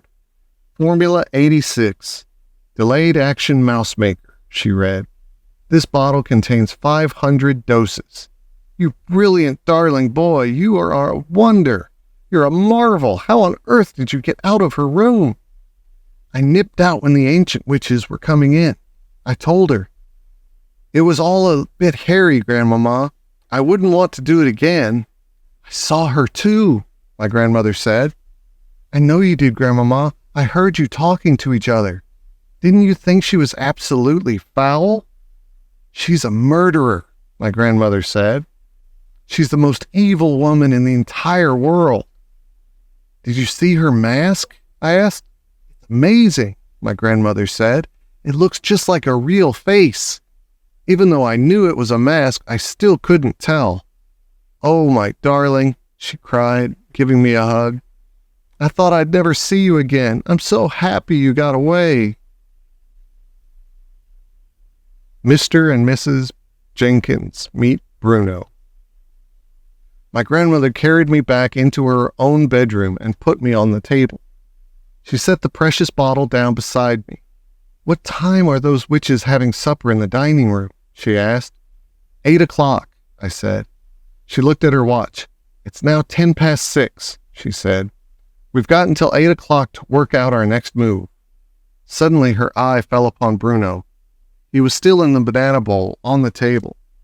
He had eaten 3 bananas and was now attacking a 4th. He had become immensely fat. "That's quite enough," my grandmother said, lifting him out of the bowl and putting him on the tabletop. "I think it's time we return this little fellow to the bosom of his family. Don't you agree, Bruno?" Bruno scowled at her. I had never seen a mouse scowl before, but he managed it. "My parents let me eat as much as I want," he said. I'd rather be with them than with you." "Of course you would," my grandmother said. "Do you know where your parents might be at this moment?" "They were in the lounge not long ago," I said. "I saw them sitting there as we dashed through on our way up here." "Right," my grandmother said. "Let's go and see if they are still there. Do you want to come along?" she added, looking at me. "Yes, please," I said. "I shall put you both in my handbag," she said. "Keep quiet and stay out of sight. If you must peep out now and again, don't show more than your nose." Her handbag was a large, bulgy black leather affair with a tortoiseshell clasp. She picked up Bruno and me and popped us into it. "She'll leave the clasp undone," she said, "but be sure to keep out of sight." I had no intention of keeping out of sight. I wanted to see everything. I seated myself in a little side pocket inside the bag, near the clasp, and from there I was able to poke my head out whenever I wanted to. "Hey," Bruno called out, "give me the rest of that banana I was eating." "Oh, all right," my grandmother said. "Anything to keep you quiet." She dropped the half-eaten banana into the bag, then slung the bag over her arm and marched out of the room and went thumping along the corridor with her walking stick. We went down in the lift to the ground floor and made our way through the reading room to the lounge. And there, sure enough, sat Mr. and Mrs. Jenkins in a couple of armchairs with a low, round, glass-covered table between them. There were several other groups in there as well, but the Jenkinses were the only couple sitting alone. Mr. Jenkins was reading a newspaper. Mrs. Jenkins was knitting something large and mustard-colored. Only my nose and eyes were above the clasp of my grandmother's handbag, but I had a super view. I could see everything. My grandmother, dressed in black lace, went thumping across the floor of the lounge and halted in front of the Jenkinses' table. "Are you Mr. and Mrs. Jenkins?" she asked. Mr. Jenkins looked at her over the top of his newspaper and frowned. "Yes," he said. "I am Mr. Jenkins. What can I do for you, madam?" "I'm afraid I have some rather alarming news for you," she said. "It's about your son Bruno." "What about Bruno?" Mr. Jenkins asked. Mrs. Jenkins looked up but went on knitting. "What's the little blighter been up to now?" Mr. Jenkins asked. "Raiding the kitchen, I suppose?" "It's a bit worse than that," my grandmother said. "Do you think we might go somewhere more private while I tell you about it?" "Private?" Mr. Jenkins said. "Why do we have to be private?" "This is not an easy thing for me to explain," my grandmother said. "I'd much rather we all went up to your room and sat down before I tell you any more." Mr. Jenkins lowered his paper. Mrs. Jenkins stopped knitting. "I don't want to go up to my room, madam," Mr. Jenkins said. "I'm quite comfortable here. Thank you very much." He was a large, coarse man, and he wasn't used to being pushed around by anybody. "Kindly state your business and then leave us alone," he added. He spoke as though he was addressing someone who was trying to sell him a vacuum cleaner at the back door. My poor grandmother, who had been doing her best to be as kind to them as possible, now began to bristle a bit herself. "We really can't talk in here," she said. "There are too many people. This is a rather delicate and personal matter."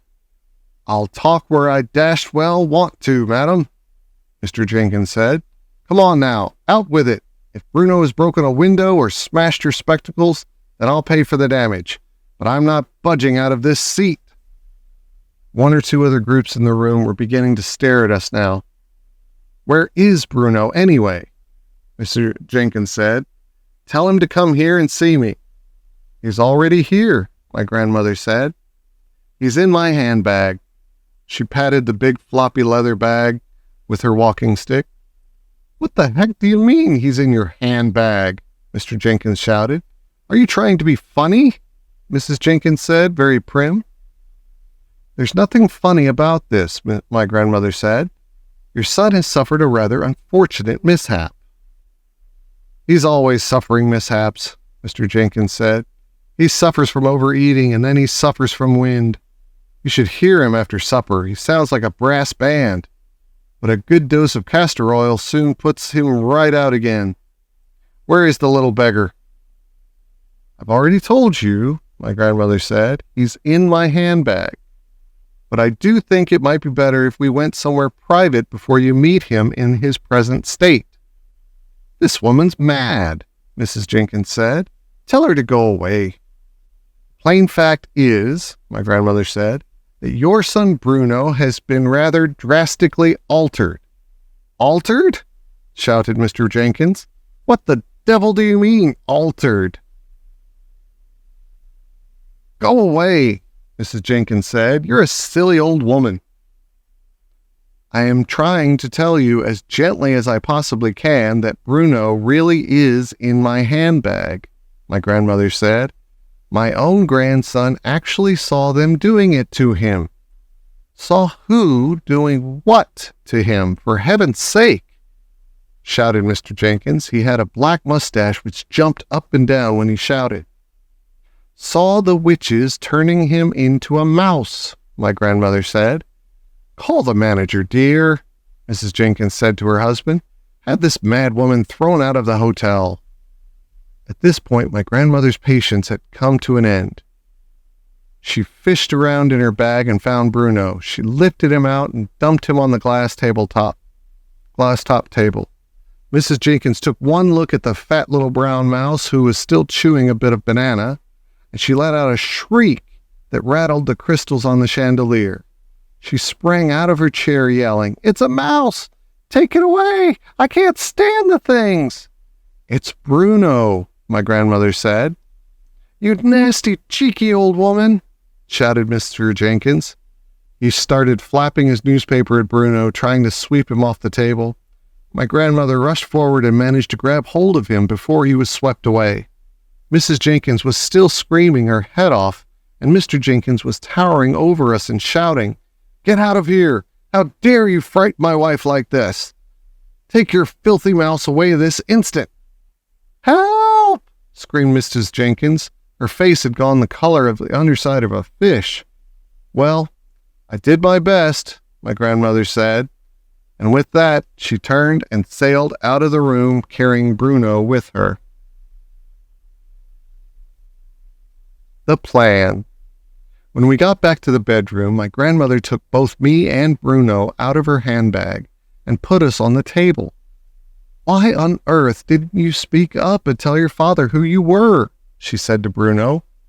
"Because I had my mouth full," Bruno said. He jumped straight back into the bowl of bananas and went on with his eating. "What a very disagreeable little boy you are," my grandmother said to him. "Not boy," I said. "Mouse." "Quite right, my darling. But we don't have time to worry about him at this moment. We have plans to make. In about an hour and a half's time, all the witches will be going down to supper in the dining room, right?" "Right," I said. "And every one of them has got to be given a dose of mousemaker," she said. "How on earth are we going to do that?" "Grandmama," I said, "I think you are forgetting that a mouse can go places where human beings can't." "That's quite right," she said. "But even a mouse can't go creeping around on the tabletop carrying a bottle and sprinkling mousemaker all over the witch's roast beef without being spotted." "I wasn't thinking of doing it in the dining room," I said. "Then where?" she asked. "In the kitchen," I said, "while their food is being got ready." My grandmother stared at me. "My darling child," she said slowly, "I do believe that turning you into a mouse has doubled your brain power." "A little mouse," I said, "can go scuttling around the kitchen among the pots and pans, and if he's very careful, no one will ever see him." "Brilliant!" my grandmother cried out. "By golly, I think you've got it." "The only thing is," I said, "how will I know which food is theirs? I don't want to put it in the wrong saucepan. It would be disastrous if I turned all the other guests into mice by mistake. And especially you, Grandmama." Then you'll just have to creep into the kitchen and find a good hiding place and wait and listen. Just lie there in some dark cranny listening and listening to what the cooks are saying. And then, with a bit of luck, somebody's going to give you a clue. Whenever they have a big party to cook for, the food is always prepared separately. Right, I said. That's what I'll have to do. I shall wait there, and I shall listen, and I shall hope for a big bit of luck. It's going to be very dangerous, my grandmother said. Nobody welcomes a mouse in the kitchen. If they see you, they'll squash you to death. I won't let them see me, I said. Don't forget, you'll be carrying the bottle, so you won't be nearly so quick and nippy. I could run quite fast standing up with the bottle in my arms, I said. I did it just now, don't you remember? I came all the way up from the Grand High Witch's room carrying it. What about unscrewing the top? She said. That might be difficult for you. Let me try, I said, took hold of the little bottle, and using both front paws, I found I was able to unscrew the cap quite easily. That's great, my grandmother said. You really are a very clever mouse. She glanced at her watch. At 7:30, she said, I shall go down to the dining room for supper with you in my handbag. I shall then release you under the table together with the precious bottle, and from then on, you'll be on your own. You'll have to work your way unseen across the dining room to the door that leads into the kitchen. There will be waiters going in and out of the door all the time. You'll have to choose the right moment and nip in behind one of them. But for heaven's sake, be sure that you don't get trotted on or squeezed in the door. I'll try not to, I said. Whatever happens, you mustn't let them catch you. Don't go on about it, Grandmama. You're making me nervous. You're a brave little fellow, she said. I do love you.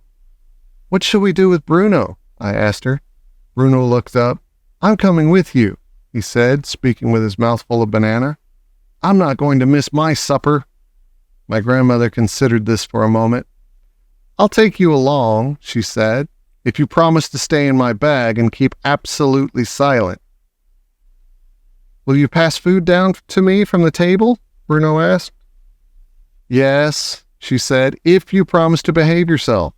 Would you like something to eat, my darling? She said to me.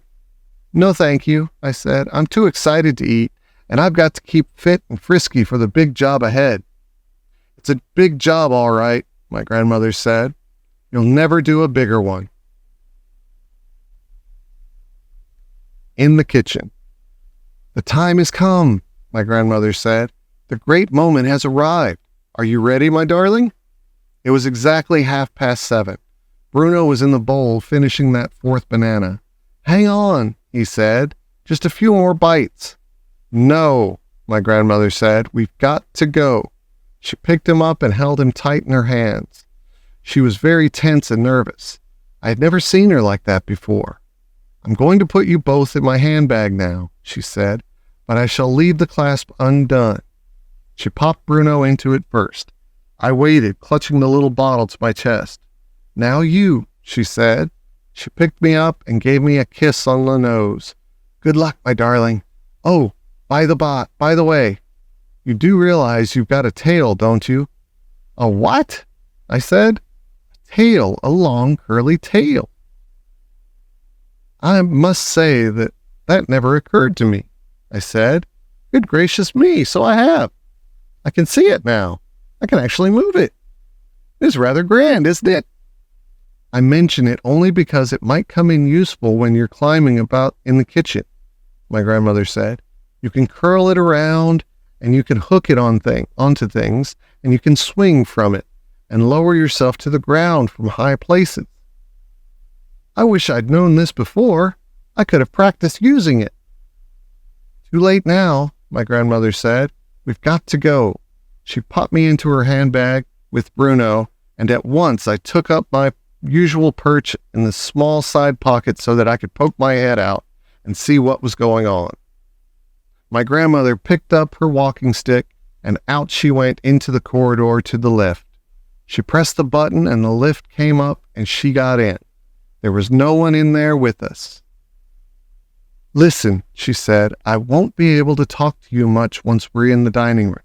If I do, people will think I'm dotty and talking to myself." The lift reached the ground floor and stopped with a jerk. My grandmother walked out of it and crossed the lobby of the hotel and entered the dining room. It was a huge room with gold decorations on the ceiling and big mirrors around the walls.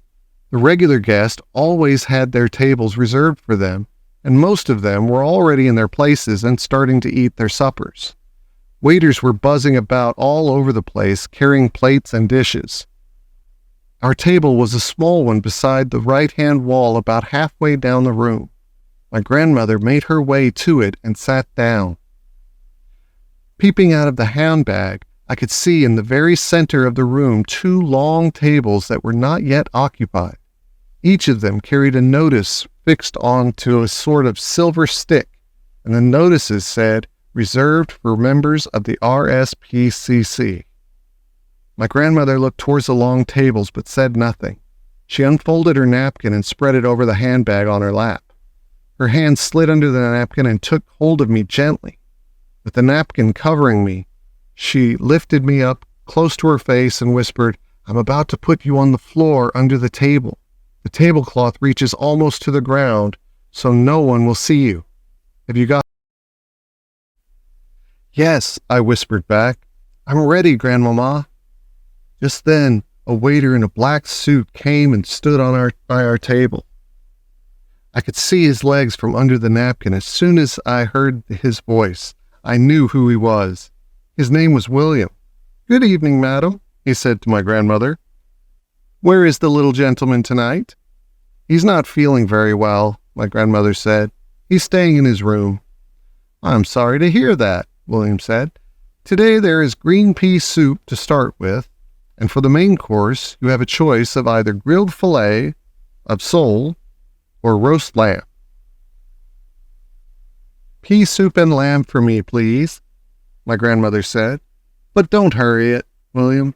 I'm in no rush tonight. In fact, you can bring me a glass of dry sherry first." "Of course, madam," William said, and he went away. My grandmother pretended she had dropped something, and as she bent down, she slid me out from under the napkin onto the floor under the table. "Go, darling, go," she whispered. Then she straightened up again. I was on my own now. I stood clasping the little bottle. I knew exactly where the door into the kitchen was.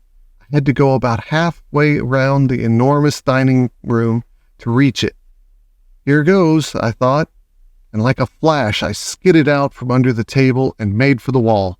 I had no intention of going across the dining room floor. It was far too risky. My plan was to cling close to the skirting of the wall all the way around until I reached the kitchen door. I ran. Oh, how I ran. I don't think anyone saw me. They were all too busy eating. But to reach the door leading to the kitchen, I had to cross the main entrance to the dining room. I was just about to do this when in poured a great flood of females. I pressed myself against the wall, clutching the bottle. At first, I saw only the shoes and ankles of these women who were surging in through the door. But when I glanced up a bit higher, I knew at once who they were. They were the witches coming in to dinner. I waited until they had all passed me by. Then I dashed on towards the kitchen door. A waiter opened it to go in. I nipped in after him and hid behind a big garbage bin on the floor. I stayed there for several minutes, just listening to all the talk and the racket. By golly, what a place that kitchen was. The noise and the steam and the clatter of pots and pans and the cooks all shouting and the waiters all rushing in and out from the dining room yelling the food orders to the cooks. 4 soups and 2 lambs and 2 fish for table 28. 3 apple pies and 2 strawberry ice creams for number 17. Stuff like that going on all the time. Not far above my head, there was a handle sticking out from the side of the garbage bin. Still clutching the bottle, I gave a leap, turned a somersault in the air, and caught hold of the bottle, the handle with the end of my tail. Suddenly there was a swinging to and fro upside down. It was terrific. I loved it. This, I told myself, is how a trapeze artist in a circus must feel as he goes swishing through the air high up in the circus tent. The only difference was that his trapeze could only swing backwards and forwards. My trapeze, my tail, could swing me in any direction I wanted. Perhaps I would become a circus mouse after all. Just then a waiter came in with a plate in his hand, and I heard him saying, "The old hag on table 14 says this meat is too tough. She wants another portion." One of the cooks said, "Give me your plate." He dropped to the floor and peeped around the garbage bin. I saw the cook scrape the meat off the plate and slap another bit on. Then he said, "Come on, boys, give her some gravy." He carried the plate round to everyone in the kitchen, and do you know what they did? Every one of those cooks and kitchen boys spat onto the old lady's plate. "See how she likes it now," said the cook, handing the plate back to the waiter. Quite soon another waiter came in and he shouted, "Everyone in the big RSPCC party wants the soup." That's when I started sitting up and taking notice. I was all ears now. I edged a bit further around the garbage bin so that I could see everything that was going on in the kitchen. A man with a tall white hat, who must have been the head chef, shouted, "Put the soup for the big party in the larger silver soup tureen." I saw the head chef place a huge silver basin onto the wooden side bench that ran along the whole length of the kitchen against the opposite wall. Into that silver basin is where the soup is going, I told myself. So that's where the stuff in my little bottle must go as well. I noticed that high up near the ceiling, above the side bench, there was a long shelf crammed with saucepans and frying pans. If I could somehow clamber up onto that shelf, I thought, then I've got it made. I shall be directly above the silver basin. But first, I must somehow get across to the other side of the kitchen, and then up onto the middle shelf. Great idea came to me. Once again, I jumped up and hooked my tail round the handle of the garbage bin. Then, hanging upside down, I began to swing. Higher and higher I swung. I was remembering the trapeze artist in the circus I had seen last Easter, and the way he had got to the trapeze swinging higher and higher and higher, and had them let go and gone flying through the air. So just at the right moment, at the top of my swing, I let go with my tail and went soaring clear across the kitchen and made a perfect landing on the middle shelf. By golly, I thought, what marvelous things a mouse can do, and I'm only a beginner. No one had seen me. They were all far too busy with their pots and pans. From the middle shelf, I somehow managed to shimmy up a little water pipe in the corner. And in no time at all, I was up on the very top shelf just under the ceiling, among all the saucepans and the frying pans.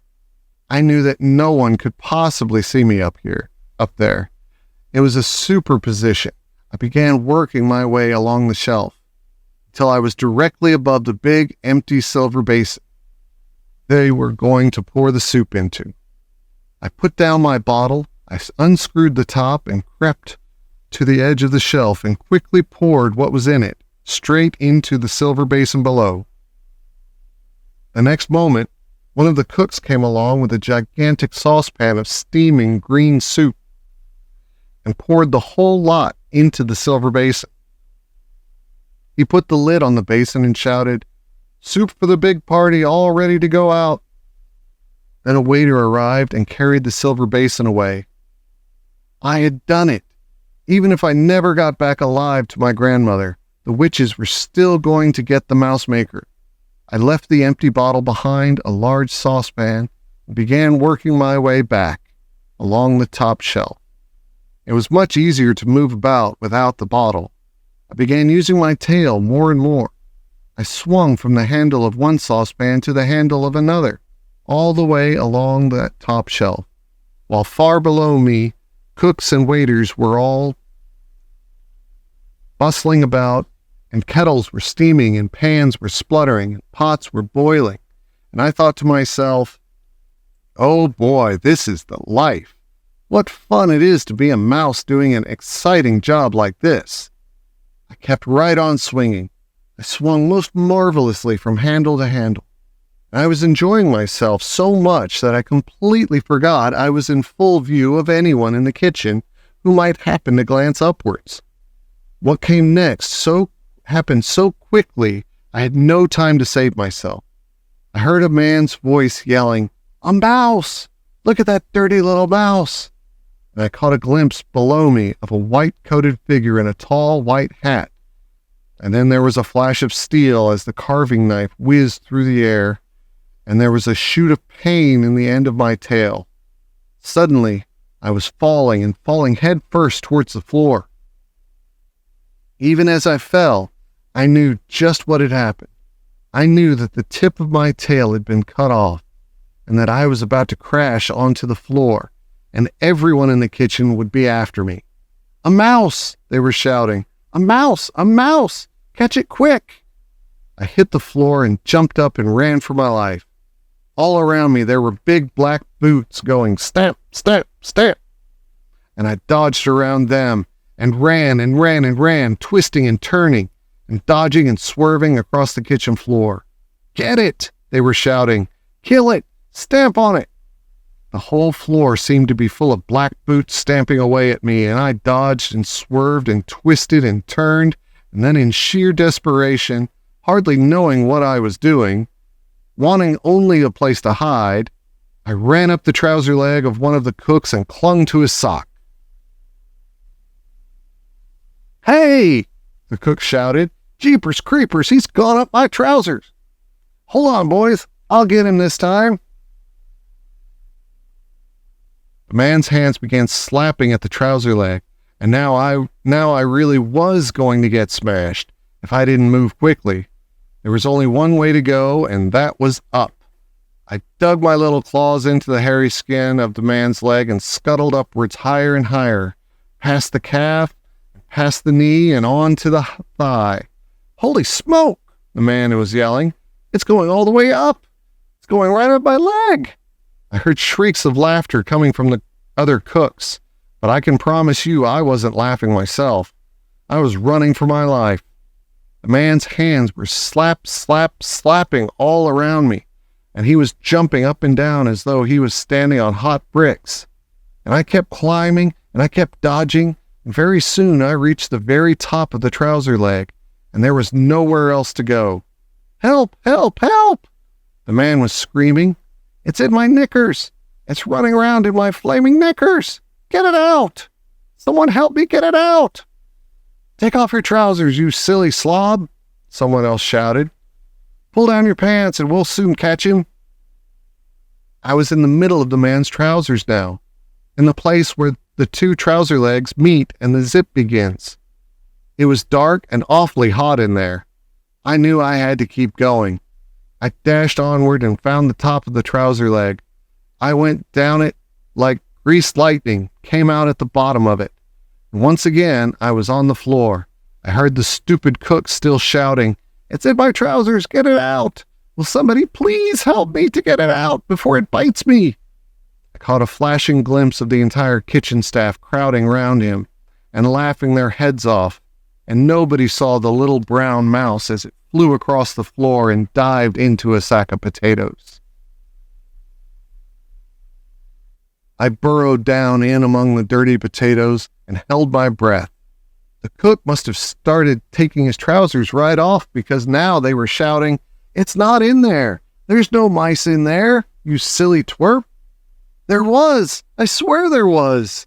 the man was shouting back. "You've never had a mouse in your trousers. You don't know what it feels like." The fact that a tiny little creature like me had caused such a commotion among a bunch of grown-up men gave me a happy feeling. I couldn't help smiling in spite of the pain in my tail. I stayed where I was until I was sure they had forgotten about me. Then I crept out of the potatoes and cautiously poked my tiny head over the edge of the sack. Once again, the kitchen was all of a bustle, with cooks and waiters rushing about everywhere. I saw the waiter who had come in earlier with the complaint about the tough meat coming in again. "Hey, boys," he shouted. "I asked the old hag if the new bit of meat was any better. She said it was perfectly delicious. She said it was really tasty." I had to get out of the kitchen and back to my grandmother. There was only one way to do this. I must make a dash clear across the floor and out through the door behind one of the waiters. I stayed quite still, watching for my chance. My tail was hurting terribly. I curled it round so as to have a look at it. About 2 inches of it were missing, and it was bleeding quite a lot. There was a waiter loading up with a batch of plates full of pink ice cream. He had a plate in each hand and 2 more balanced on each arm. He went towards the door, pushed it open with his shoulder. I leapt out of the sack of potatoes and went across that kitchen floor and into the dining room like a streak of light. And I didn't stop running until I was underneath my grandmother's table. It was lovely to see my grandmother's feet again in those old-fashioned black shoes with her straps and buttons. I shimmied up one of her legs and landed on her lap. "Hello, Grandmama," I whispered. "I'm back. I did it. I poured it all into their soup." Her hand came down and caressed me. "Well done, my darling," she whispered back. "Well done, you. They're at this very moment eating that soup." Suddenly, she withdrew her hand. "You're bleeding," she whispered. "My darling, what's happened to you?" "One of the cooks cut off my tail with a carving knife," I whispered back. "It hurts like Billy O." "Let me look at it," she said. She bent her head and examined my tail. "Poor little thing," she whispered. "I'm going to bandage it with my handkerchief. That will stop the bleeding." She fished a small lace-edged handkerchief out of her bag, and this she somehow managed to wrap around the end of my tail. "You'll be all right now," she said. "Just try to forget about it. Did you really manage to pour the whole bottle into their soup?" "Every drop," I said. "Do you think you could put me where I can watch them?" "Yes," she answered. "My handbag is on your own empty chair beside me. I'm going to pop you in there. Now, you can peep out as long as you are careful not to be seen. Bruno is there as well, but take no notice of him. I gave him a roll to eat, and that's keeping him busy for a while." Her hand closed around me, and I was lifted off her lap and transferred to the handbag. "Hello, Bruno," I said. "This is a great roll," he said, nibbling away in the bottom of the bag. "But I wish there was butter on it." I peered over the top of the handbag. I could see the witches quite clearly sitting at their 2 long tables in the center of the room. They had finished their soup now, and the waiters were clearing away the plates.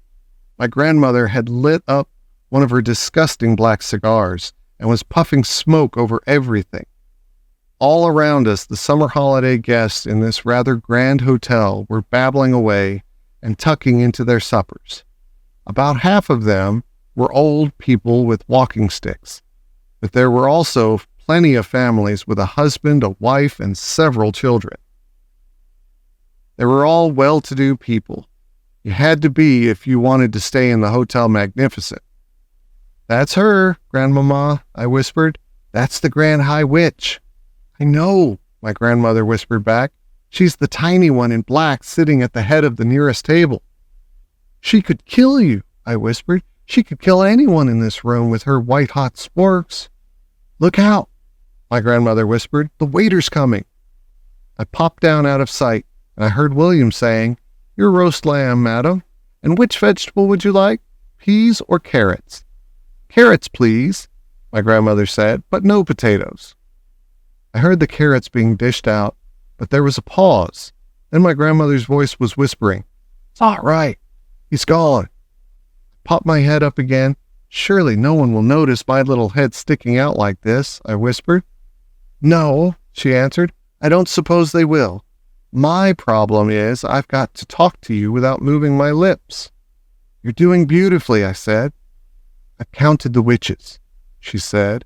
There aren't nearly as many as you thought. You were just guessing, weren't you, when you said 200? It just seemed like 200, I said. I was wrong too, my grandmother said. I thought there were a lot more witches than this in England. How many are there? I asked. 84, she said. There were 85, I said, but one of them got fried. At that moment, I caught sight of Mr. Jenkins, Bruno's father, heading straight for our table.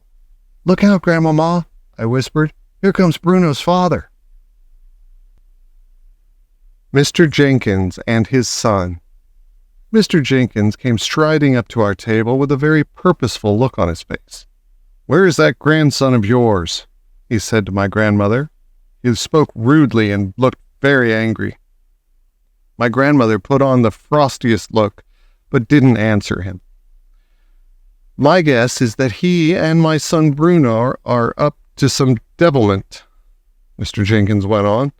Bruno hasn't turned up for his supper, and it takes a lot to make that boy miss his food. I must admit, he has a very healthy appetite, my grandmother said. My feeling is that you're in on this as well, Mr. Jenkins said. I don't know who the devil you are, and I don't much care. But you played a nasty trick on me and my wife this afternoon. You put a dirty little mouse on the table. That makes me think all three of you are up to something. So if you know where Bruno's hiding, kindly tell me at once. That was no trick I played on you, my grandmother said. That mouse I tried to give you was your own little boy, Bruno. I was being kind to you. I was trying to restore him to the bosom of his family. You refused to take him in. What the blazes do you mean, madam? Shouted Mr. Jenkins. My son isn't a mouse. Black Mustache was jumping up and down like crazy as he spoke. Come on, woman, where is he? Out with it. The family at the table nearest to us had all stopped eating and were staring at Mr. Jenkins. My grandmother sat there, puffing away calmly at her black cigar. I can well understand your anger, Mr. Jenkins, she said. Any other English father would be just as cross as you are. But over in Norway, where I come from, we are quite used to these sorts of happenings. We have learnt to accept them as part of everyday life. You must be mad, woman, cried Mr. Jenkins. Where is Bruno? If you don't tell me at once, I shall summon the police. Bruno is a mouse, my grandmother said, calm as ever. He most certainly is not a mouse, shouted Mr. Jenkins. Oh, yes, I am, Bruno said, poking his head up out of the handbag. Mr. Jenkins leaped about 3 feet into the air. Hello, Dad, Bruno said. He had a silly sort of mousy grin on his face. Mr. Jenkins' mouth dropped open so wide I could see the gold fillings in his back teeth. Don't worry, Dad, Bruno went on. It's not as bad as all that. Just so long as the cat doesn't get me. But Bruno, stammered Mr. Jenkins.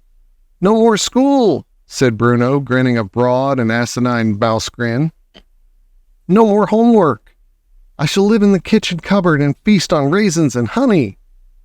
But Bruno, stammered Mr. Jenkins again. How did this happen? The poor man had no wind left in his sails at all. Witches, my grandmother said. The witches did it. I can't have a mouse for a son, shrieked Mr. Jenkins. You've got one, my grandmother said. Be nice to him, Mr. Jenkins. Mrs. Jenkins will go crazy, yelled Mr. Jenkins. She can't stand the things. She'll just have to get used to him, my grandmother said. I hope you don't keep a cat in the house. We do, cried Mr. Jenkins. Topsy is my wife's favorite creature. Then you'll just have to get rid of Topsy, my grandmother said. Your son is more important than your cat. He certainly is, Bruno shouted from inside the handbag. You tell Mom she's got to get rid of Topsy before I go home. By now, half the dining room was watching our little group. Knives and forks and spoons had been put down, and all over the place, heads were turning round to stare at Mr. Jenkins as he stood there spluttering and shouting. They couldn't see either Bruno or me, and they were wondering what all the fuss was about. "By the way," my grandmother said, "would you like to know who did this to him?"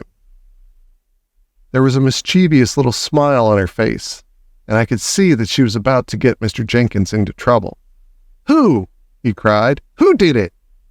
"That woman over there," my grandmother said, "the small one in a black dress at the head of the long table." "She's RSPCC!"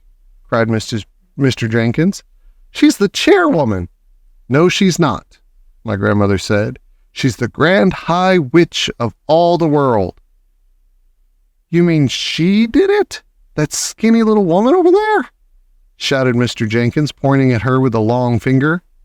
"By God! I'll have my lawyers on to her for this. I'll make her pay through the nose." "I wouldn't do anything rash," my grandmother said to him. "That woman has magic powers. She might decide to turn you into something even sillier than a mouse. A cockroach, perhaps." "Turn me into a cockroach?"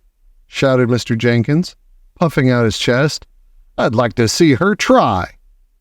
He swung around and started marching across the dining room towards the Grand High Witch's table. My grandmother and I watched him. Bruno had jumped up onto our table and was also watching his father. Practically everyone in the dining room was watching Mr. Jenkins now. I stayed where I was, peeping out of my grandmother's handbag. I thought it might be wiser to stay put. The triumph. Mr. Jenkins had not gone more than a few paces toward the Grand High Witch's table when a piercing scream rose high above all the other noises in the room. And at the same moment, I saw the Grand High Witch go shooting up into the air. Now she was standing on her chair, still screaming. Now she was on the tabletop, waving her arms. "What on earth's happening, Grandmama?" "Wait," my grandmother said. "Keep watch, and keep quiet and watch." Suddenly, all the other witches, more than 80 of them, were beginning to scream and jump up out of their seats as though spikes were being stuck into their bottoms. Some were standing on chairs, some were up on the tables, and all of them were wiggling about and waving their arms in the most extraordinary manner. Then, all at once, they became quiet. Then they stiffened. Every single witch stood there as stiff and silent as a corpse. The whole room became deathly still. "They're shrinking, Grandmama," I said. "They're shrinking just like I did." "I know they are," my grandmother said. "It's the mouse maker," I cried. "Look, some of them are growing fur on their faces." "Why is it working so quickly, Grandmama?" "I'll tell you why," my grandmother said. "Because all of them have had massive overdoses, just like you. It's thrown the alarm clock right out of whack." Everyone in the dining room was standing up now to get a better view. People were moving closer. They were beginning to crowd round the two long tables. My grandmother lifted Bruno and me up to see that we wouldn't miss any of the fun. In her excitement, she jumped up onto her chair so that she could see over the heads of the crowd. In a few seconds, all the witches had completely disappeared, and the tops of the two long tables were swarming with small brown mice. All over the dining room where women were screaming and strong men were turning white in the face and shouting, "It's crazy! This can't happen! Let's get the heck out of here, quick!" Waiters were attacking the mice with chairs and wine bottles, and anything else that came to hand. I saw a chef in a tall white hat rushing out of the kitchen brandishing a frying pan, and another one just behind him was wielding a carving knife above his head, and everyone was yelling, "Mice, mice, mice! We must get rid of the mice!" Only the children in the room were really enjoying it. They all seemed to know instinctively that something good was going on right there in front of them, and they were clapping and cheering and laughing like mad.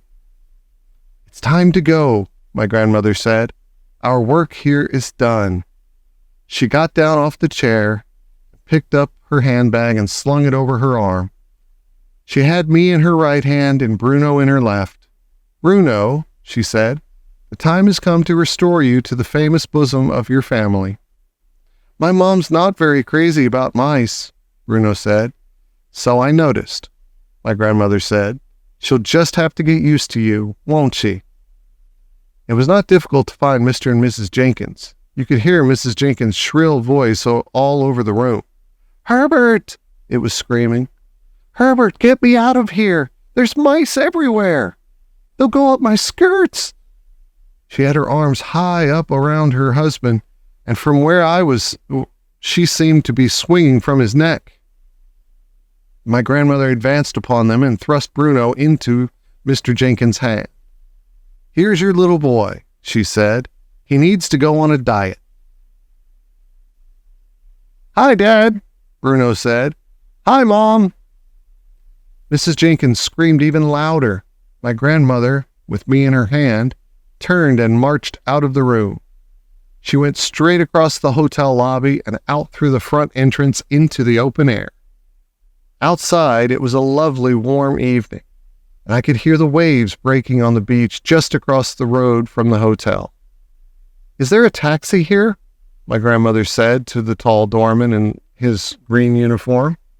"Certainly, madam," he said, and he put 2 fingers into his mouth and blew a long, shrill whistle. I watched him with envy. For weeks, I had been trying to whistle like that, but hadn't succeeded once. Now I never would. Taxi came. The driver was an oldish man with a thick, black, drooping mustache. The mustache hung over his mouth like the roots of some plant. "Where to, madam?" he asked. Suddenly, he caught sight of me, a little mouse nestling in my grandmother's hand. "Blimey," he said. "What's that?" "It's my grandson," my grandmother said. "Drive us to the station, please." "I always liked mice," the old taxi driver said. "I used to keep hundreds of them when I was a boy. Mice is the fastest breeders in the world. Did you know that, ma'am? See if he's your grandson. Then I reckon you'll be having a few great-grandsons to go with them in a couple of weeks' time." "Drive us to the station, please," my grandmother said, looking prim. "Yes, ma'am," he said, "right away." My grandmother got into the back of the taxi and sat down and put me on her lap. "Are we going home?" I asked her. "Yes," she answered, "back to Norway." "Hooray!" I cried. "Oh, hooray, hooray, hooray!" "I thought you'd like that," she said. "But what about our luggage?" "Who cares about luggage?" she said. The taxi was driving through the streets of Bournemouth, and this was the time of day when the pavements were crowded with holidaymakers, all wandering about aimlessly with nothing to do. "How are you feeling, my darling?" my grandmother said. "Fine," I said. "Quite marvelous." She began stroking the fur on the back of my neck with one finger. "We have accomplished great feats today," she said. "It's been terrific," I said. "Absolutely terrific." The Heart of a Mouse. It was lovely to be back in Norway once again in my grandmother's fine old house. But now that I was so small, everything looked different, and it took me quite a while to find my way around. Mine was a world of carpets and table legs and chair legs and the little crannies behind large pieces of furniture. A closed door could not be opened, and nothing could be reached that was on a table. But after a few days, my grandmother began to invent gadgets for me in order to make my life a bit easier. She got a carpenter to put together a number of slim, tall stepladders. She placed one of these against each table in the house so that I could climb up whenever I wanted to. She herself invented a wonderful door-opening device made out of wires and springs and pulleys, with heavy weights dangling on cords. and soon every door in the house had a door opener on it. All I had to do was to press my front paws onto a tiny wooden platform, and hey, presto! Spring would stretch, and a weight would drop, and the door would swing open. Next, she rigged up an equally ingenious system whereby I could switch on the light whenever I entered a room at night. I cannot explain how it worked because I know nothing about electricity. But there was a little button let into the floor near the doorway in every room of the house. And when I pressed the button gently with one paw, the light would come on. When I pressed it a second time, the light would go off again. My grandmother made me a tiny toothbrush using a matchstick for the handle. And into this, she stuck tiny little bits of bristle that she had snipped off one of her hairbrushes. "You must not get any holes in your teeth," she said. "I can't take a mouse to a dentist. He'd think I was crazy." "It's funny," I said, "but ever since I became a mouse, I've hated the taste of sweets and chocolate. So I don't think I'll get any holes." "You are still going to brush your teeth after every meal," my grandmother said, and I did. For a bathtub, she gave me a silver sugar basin, and I bathed in it every night before going to bed. She allowed no one else into the house, not even a servant or a cook.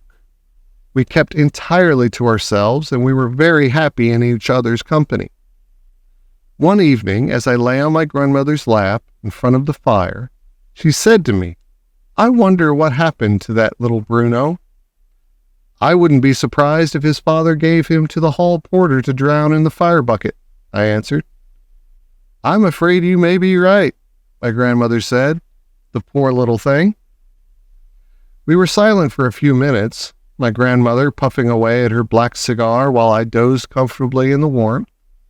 "Can I ask you something, Grandmama?" I said. "Ask me anything you like, my darling." "How long does a mouse live?" "Ah," she said, "I've been waiting for you to ask me that." There was a silence. She sat there smoking away and gazing at the fire. "Well," I said, "how long do we live, us mice?" "I have been reading about mice," she said. "I've been trying to find out everything I can about them." "Go on then, Grandmama. Why don't you tell me?" "If you really want to know," she said, "I'm afraid a mouse doesn't live for a very long time." "How long?" I asked. "Well, an ordinary mouse only lives for about 3 years," she said, "but you are not an ordinary mouse. You are a mouse person, and that is a very different matter." "How different?" I asked. "How long does a mouse person live, Grandmama?"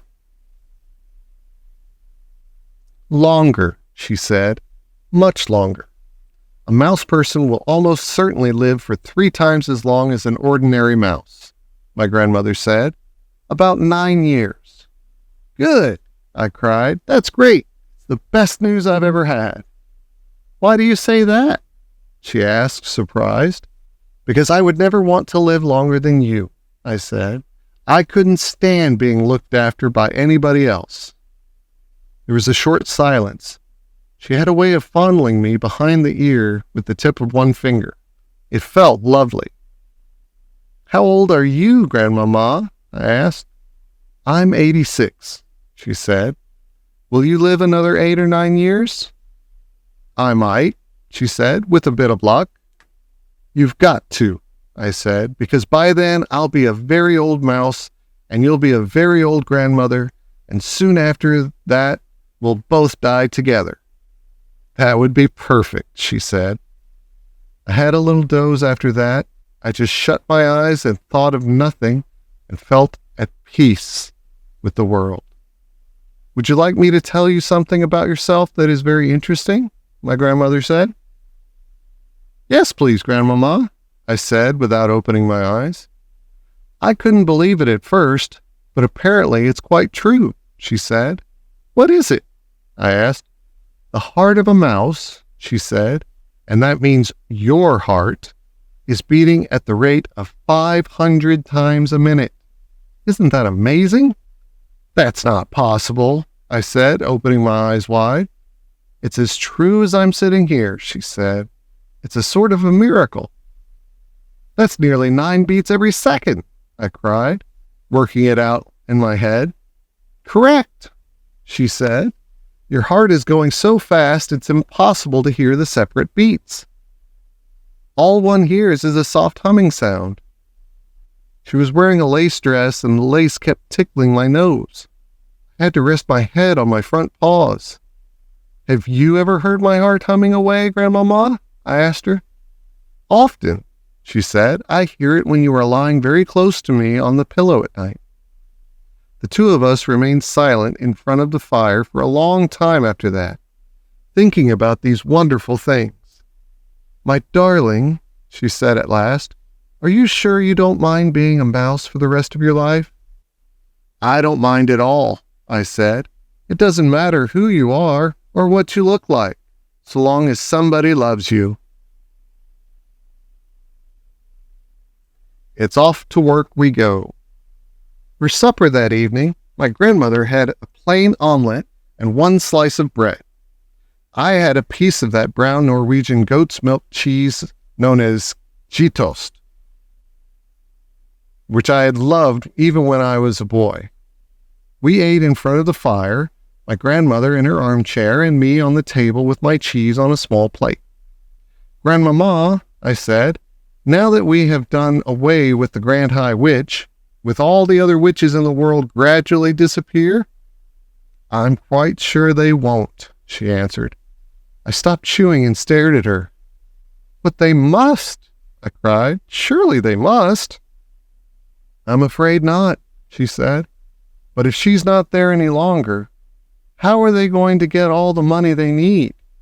And who is going to give them orders and jazz them up at the annual meetings and invent all their magic formulas for them?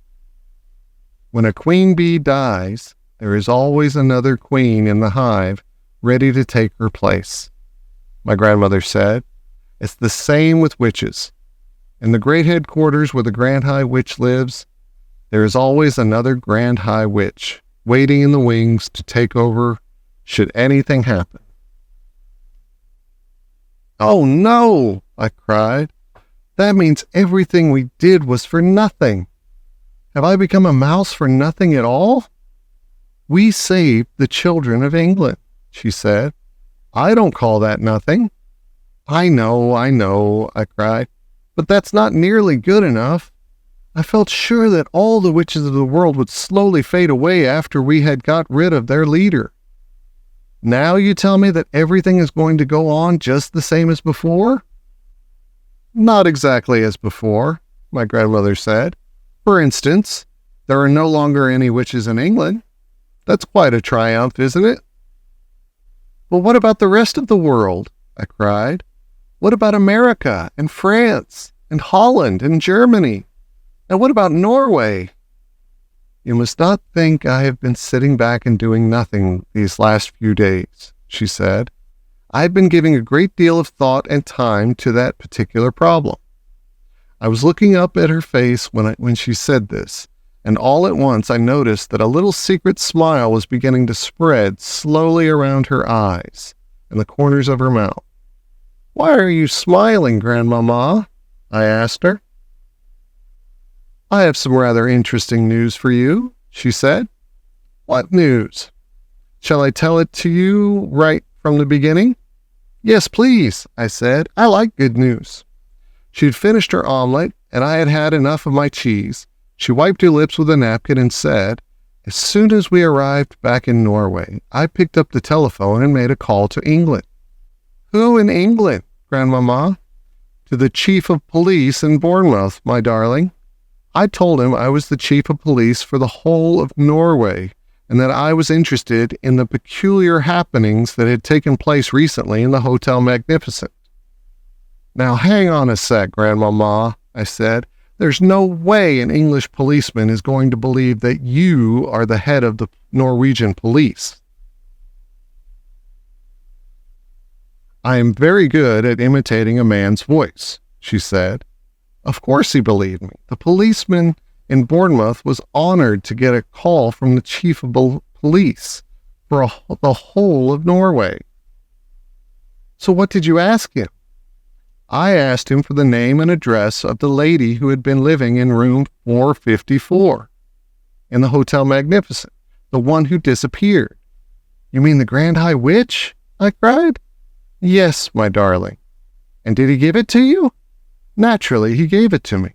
One policeman will always help another policeman. By golly, you've got a nerve, Grandmama. I wanted her address, my grandmother said. But did he know her address? He did indeed.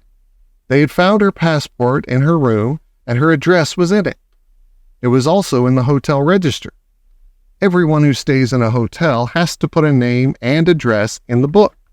But surely the Grand High Witch wouldn't have put her real name and address in the hotel register, I said. Why ever not? My grandmother said. Nobody in the world had the faintest idea who she was except the other witches. Wherever she went, people simply knew her as a nice lady. You, my darling, and you alone were the only non-witch ever to see her with her mask off. Even in her home district, in the village where she lived, people knew her as a kindly and very wealthy baroness who gave large sums of money to charity. I've checked up on that. I was getting excited now. And that address you got, Grandmama, that must have been the secret headquarters of the Grand High Witch. It still is, my grandmother said, and that will be where the new Grand High Witch is certain to be living at this very moment, with her retinue of special assistant witches. Important rulers are always surrounded by a large retinue of assistants. Where is her headquarters, Grandmama? I cried. Tell me quick, where is it? It is a castle, my grandmother said, and the fascinating thing is that in that castle will be all the names and addresses of all the witches in the world. How else could a Grand High Witch run her business? How else could she summon the witches of the various countries to their annual meetings? Where is the castle, Grandmama? I cried impatiently. Which country? Tell me quick. Yes, she said, Norway. Right first time, she answered, high up in the mountains above a small village. This was thrilling news. I did a little dance of excitement on the tabletop. My grandmother was getting pretty worked up herself. And now she heaved herself out of her chair and began pacing up and down the room, thumping the carpet with her stick. So we have work to do, you and I, she cried out. We have a great task ahead of us. Thank heavens you are a mouse. A mouse can go anywhere. All I'll have to do is put you down somewhere near the Grand High Witch's castle, and you will very easily be able to get inside it and creep around looking and listening to your heart's content. I will, I answered. No one will ever see me. Moving about in a big castle will be child's play compared with going into a crowded kitchen full of cooks and waiters. You could spend days in there if necessary, my grandmother cried. In her excitement, she was waving her stick all over the place. And suddenly she knocked over a tall and very beautiful vase that went crashing onto the floor and smashed into a million pieces. Forget it, she said. It's only Ming. You could spend weeks in that castle if you wanted to, and they'd never know you were there.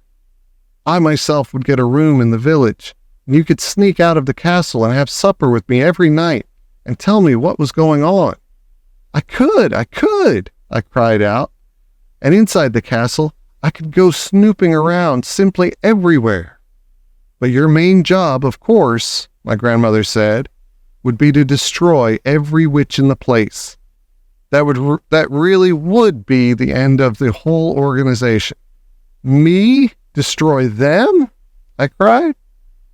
How could I do that? Can't you guess? She said. Tell me, I said. Mouse maker, my grandmother shouted. Formula 86 delayed action mouse maker all over again. You will feed it to everyone in the castle by putting drops of it into their food. You do remember the recipe, don't you? Every bit of it, I answered. You mean we're going to make it ourselves? Why not? She cried. If they can make it, so can we. It's just a question of knowing what goes into it. Who's going to climb up the tall trees to get the Gruntel's eggs? I asked her. I will, she cried. I'll do it myself. There's plenty of life in this old dog yet. I think I'd better do that part of it, Grandmama. You might come a cropper. Those are just details, she cried, waving her stick again. We shall let nothing stand in our way. And what happens after that? I asked her. After the new Grand High Witch and everyone else in the castle have been turned into mice. Then the castle will be completely empty, and I shall come in and join you. And, wait, I cried. Hold on, Grandmama. I've just had a nasty thought. What nasty thought? When the mouse maker turned me into a mouse, I said, I didn't become just any ordinary mouse that you catch with mouse traps. I became a talking, thinking, intelligent mouse person who wouldn't go near a mouse trap. My grandmother stopped dead in her tracks. She already knew what was coming next. Therefore, I went on, if we use the mouse maker to turn the new Grand High Witch and all the other witches in the castle into mice, the whole place will be swarming with very clever, very nasty, very dangerous talking, thinking mouse witches. They'll all be in witches in mouses' clothing. And that, I added, could be very horrible indeed. By golly, you're right. That never occurred to me. I couldn't possibly take on a castle full of mouse witches, I said. Nor could I, she said. They'd have to be got rid of at once. They'd have to be smashed and bashed and chopped up into little pieces exactly as they were in the Hotel Magnificent. I'm not doing that, I said. I couldn't anyway. I don't think you could either, Grandmama. And mousetraps wouldn't be the slightest use. By the way, I added, the Grand High Witch who did me in was wrong about mousetraps, wasn't she? Yes, yes, my grandmother said impatiently. But I'm not concerned with that Grand High Witch. She's been chopped up long ago by the hotel chef. It's the new Grand High Witch we've got to deal with now, the one up in the castle and all her assistants. Grand High Witch is bad enough when she's disguised as a lady, but just think of what she could do if she were a mouse. She could go anywhere. I've got it, I shouted, leaping about a foot in the air. I've got the answer. Tell me, my grandmother snapped. The answer is cats, I shouted. Bring on the cats. My grandmother stared at me. Then a great grin spread over her face and she shouted, It's brilliant. Absolutely brilliant. Shove half a dozen cats into that castle, I cried, and they'll kill every mouse in the place in 5 minutes. I don't care how clever they are. You're a magician, my grandmother shouted, starting to wave her stick about once again. Look out for those vases, Grandmama. To heck with the vases, she shouted. I'm so thrilled I don't care if I break the lot. Just one thing, I said. You've got to make absolutely sure I'm well out of the way myself before you put the cats in. That's a promise, she said. What will we do after the cats have killed all the mice? I asked. I'll take all the cats back to the village, and then you and I will have the castle completely to ourselves. And then, I said, then we shall go through the records and get the names and addresses of all the witches in the whole wide world. And after that, I said, quivering with excitement. After that, my darling, the greatest task of all will begin for you and me. We shall pack our bags and go traveling all over the world. In every country we visit, we shall seek out the houses where the witches are living. We shall find each house one by one, and having found it, you will creep inside and leave your little drops of deadly mouse maker in the bread, or the cornflakes, or the rice pudding, or whatever food you see lying around. It will be a triumph, my darling. A colossal, unbeatable triumph. We shall do it entirely by ourselves. Just you and me. That will be our work for the rest of our lives." My grandmother picked me up off the table and kissed me on the nose. "Oh my goodness me, we're going to be busy these next few weeks and months and years," she cried. "I think we are," I said, "but what fun and excitement it's going to be." "You could say that again," my grandmother cried, giving me another kiss. "I can't wait to get started."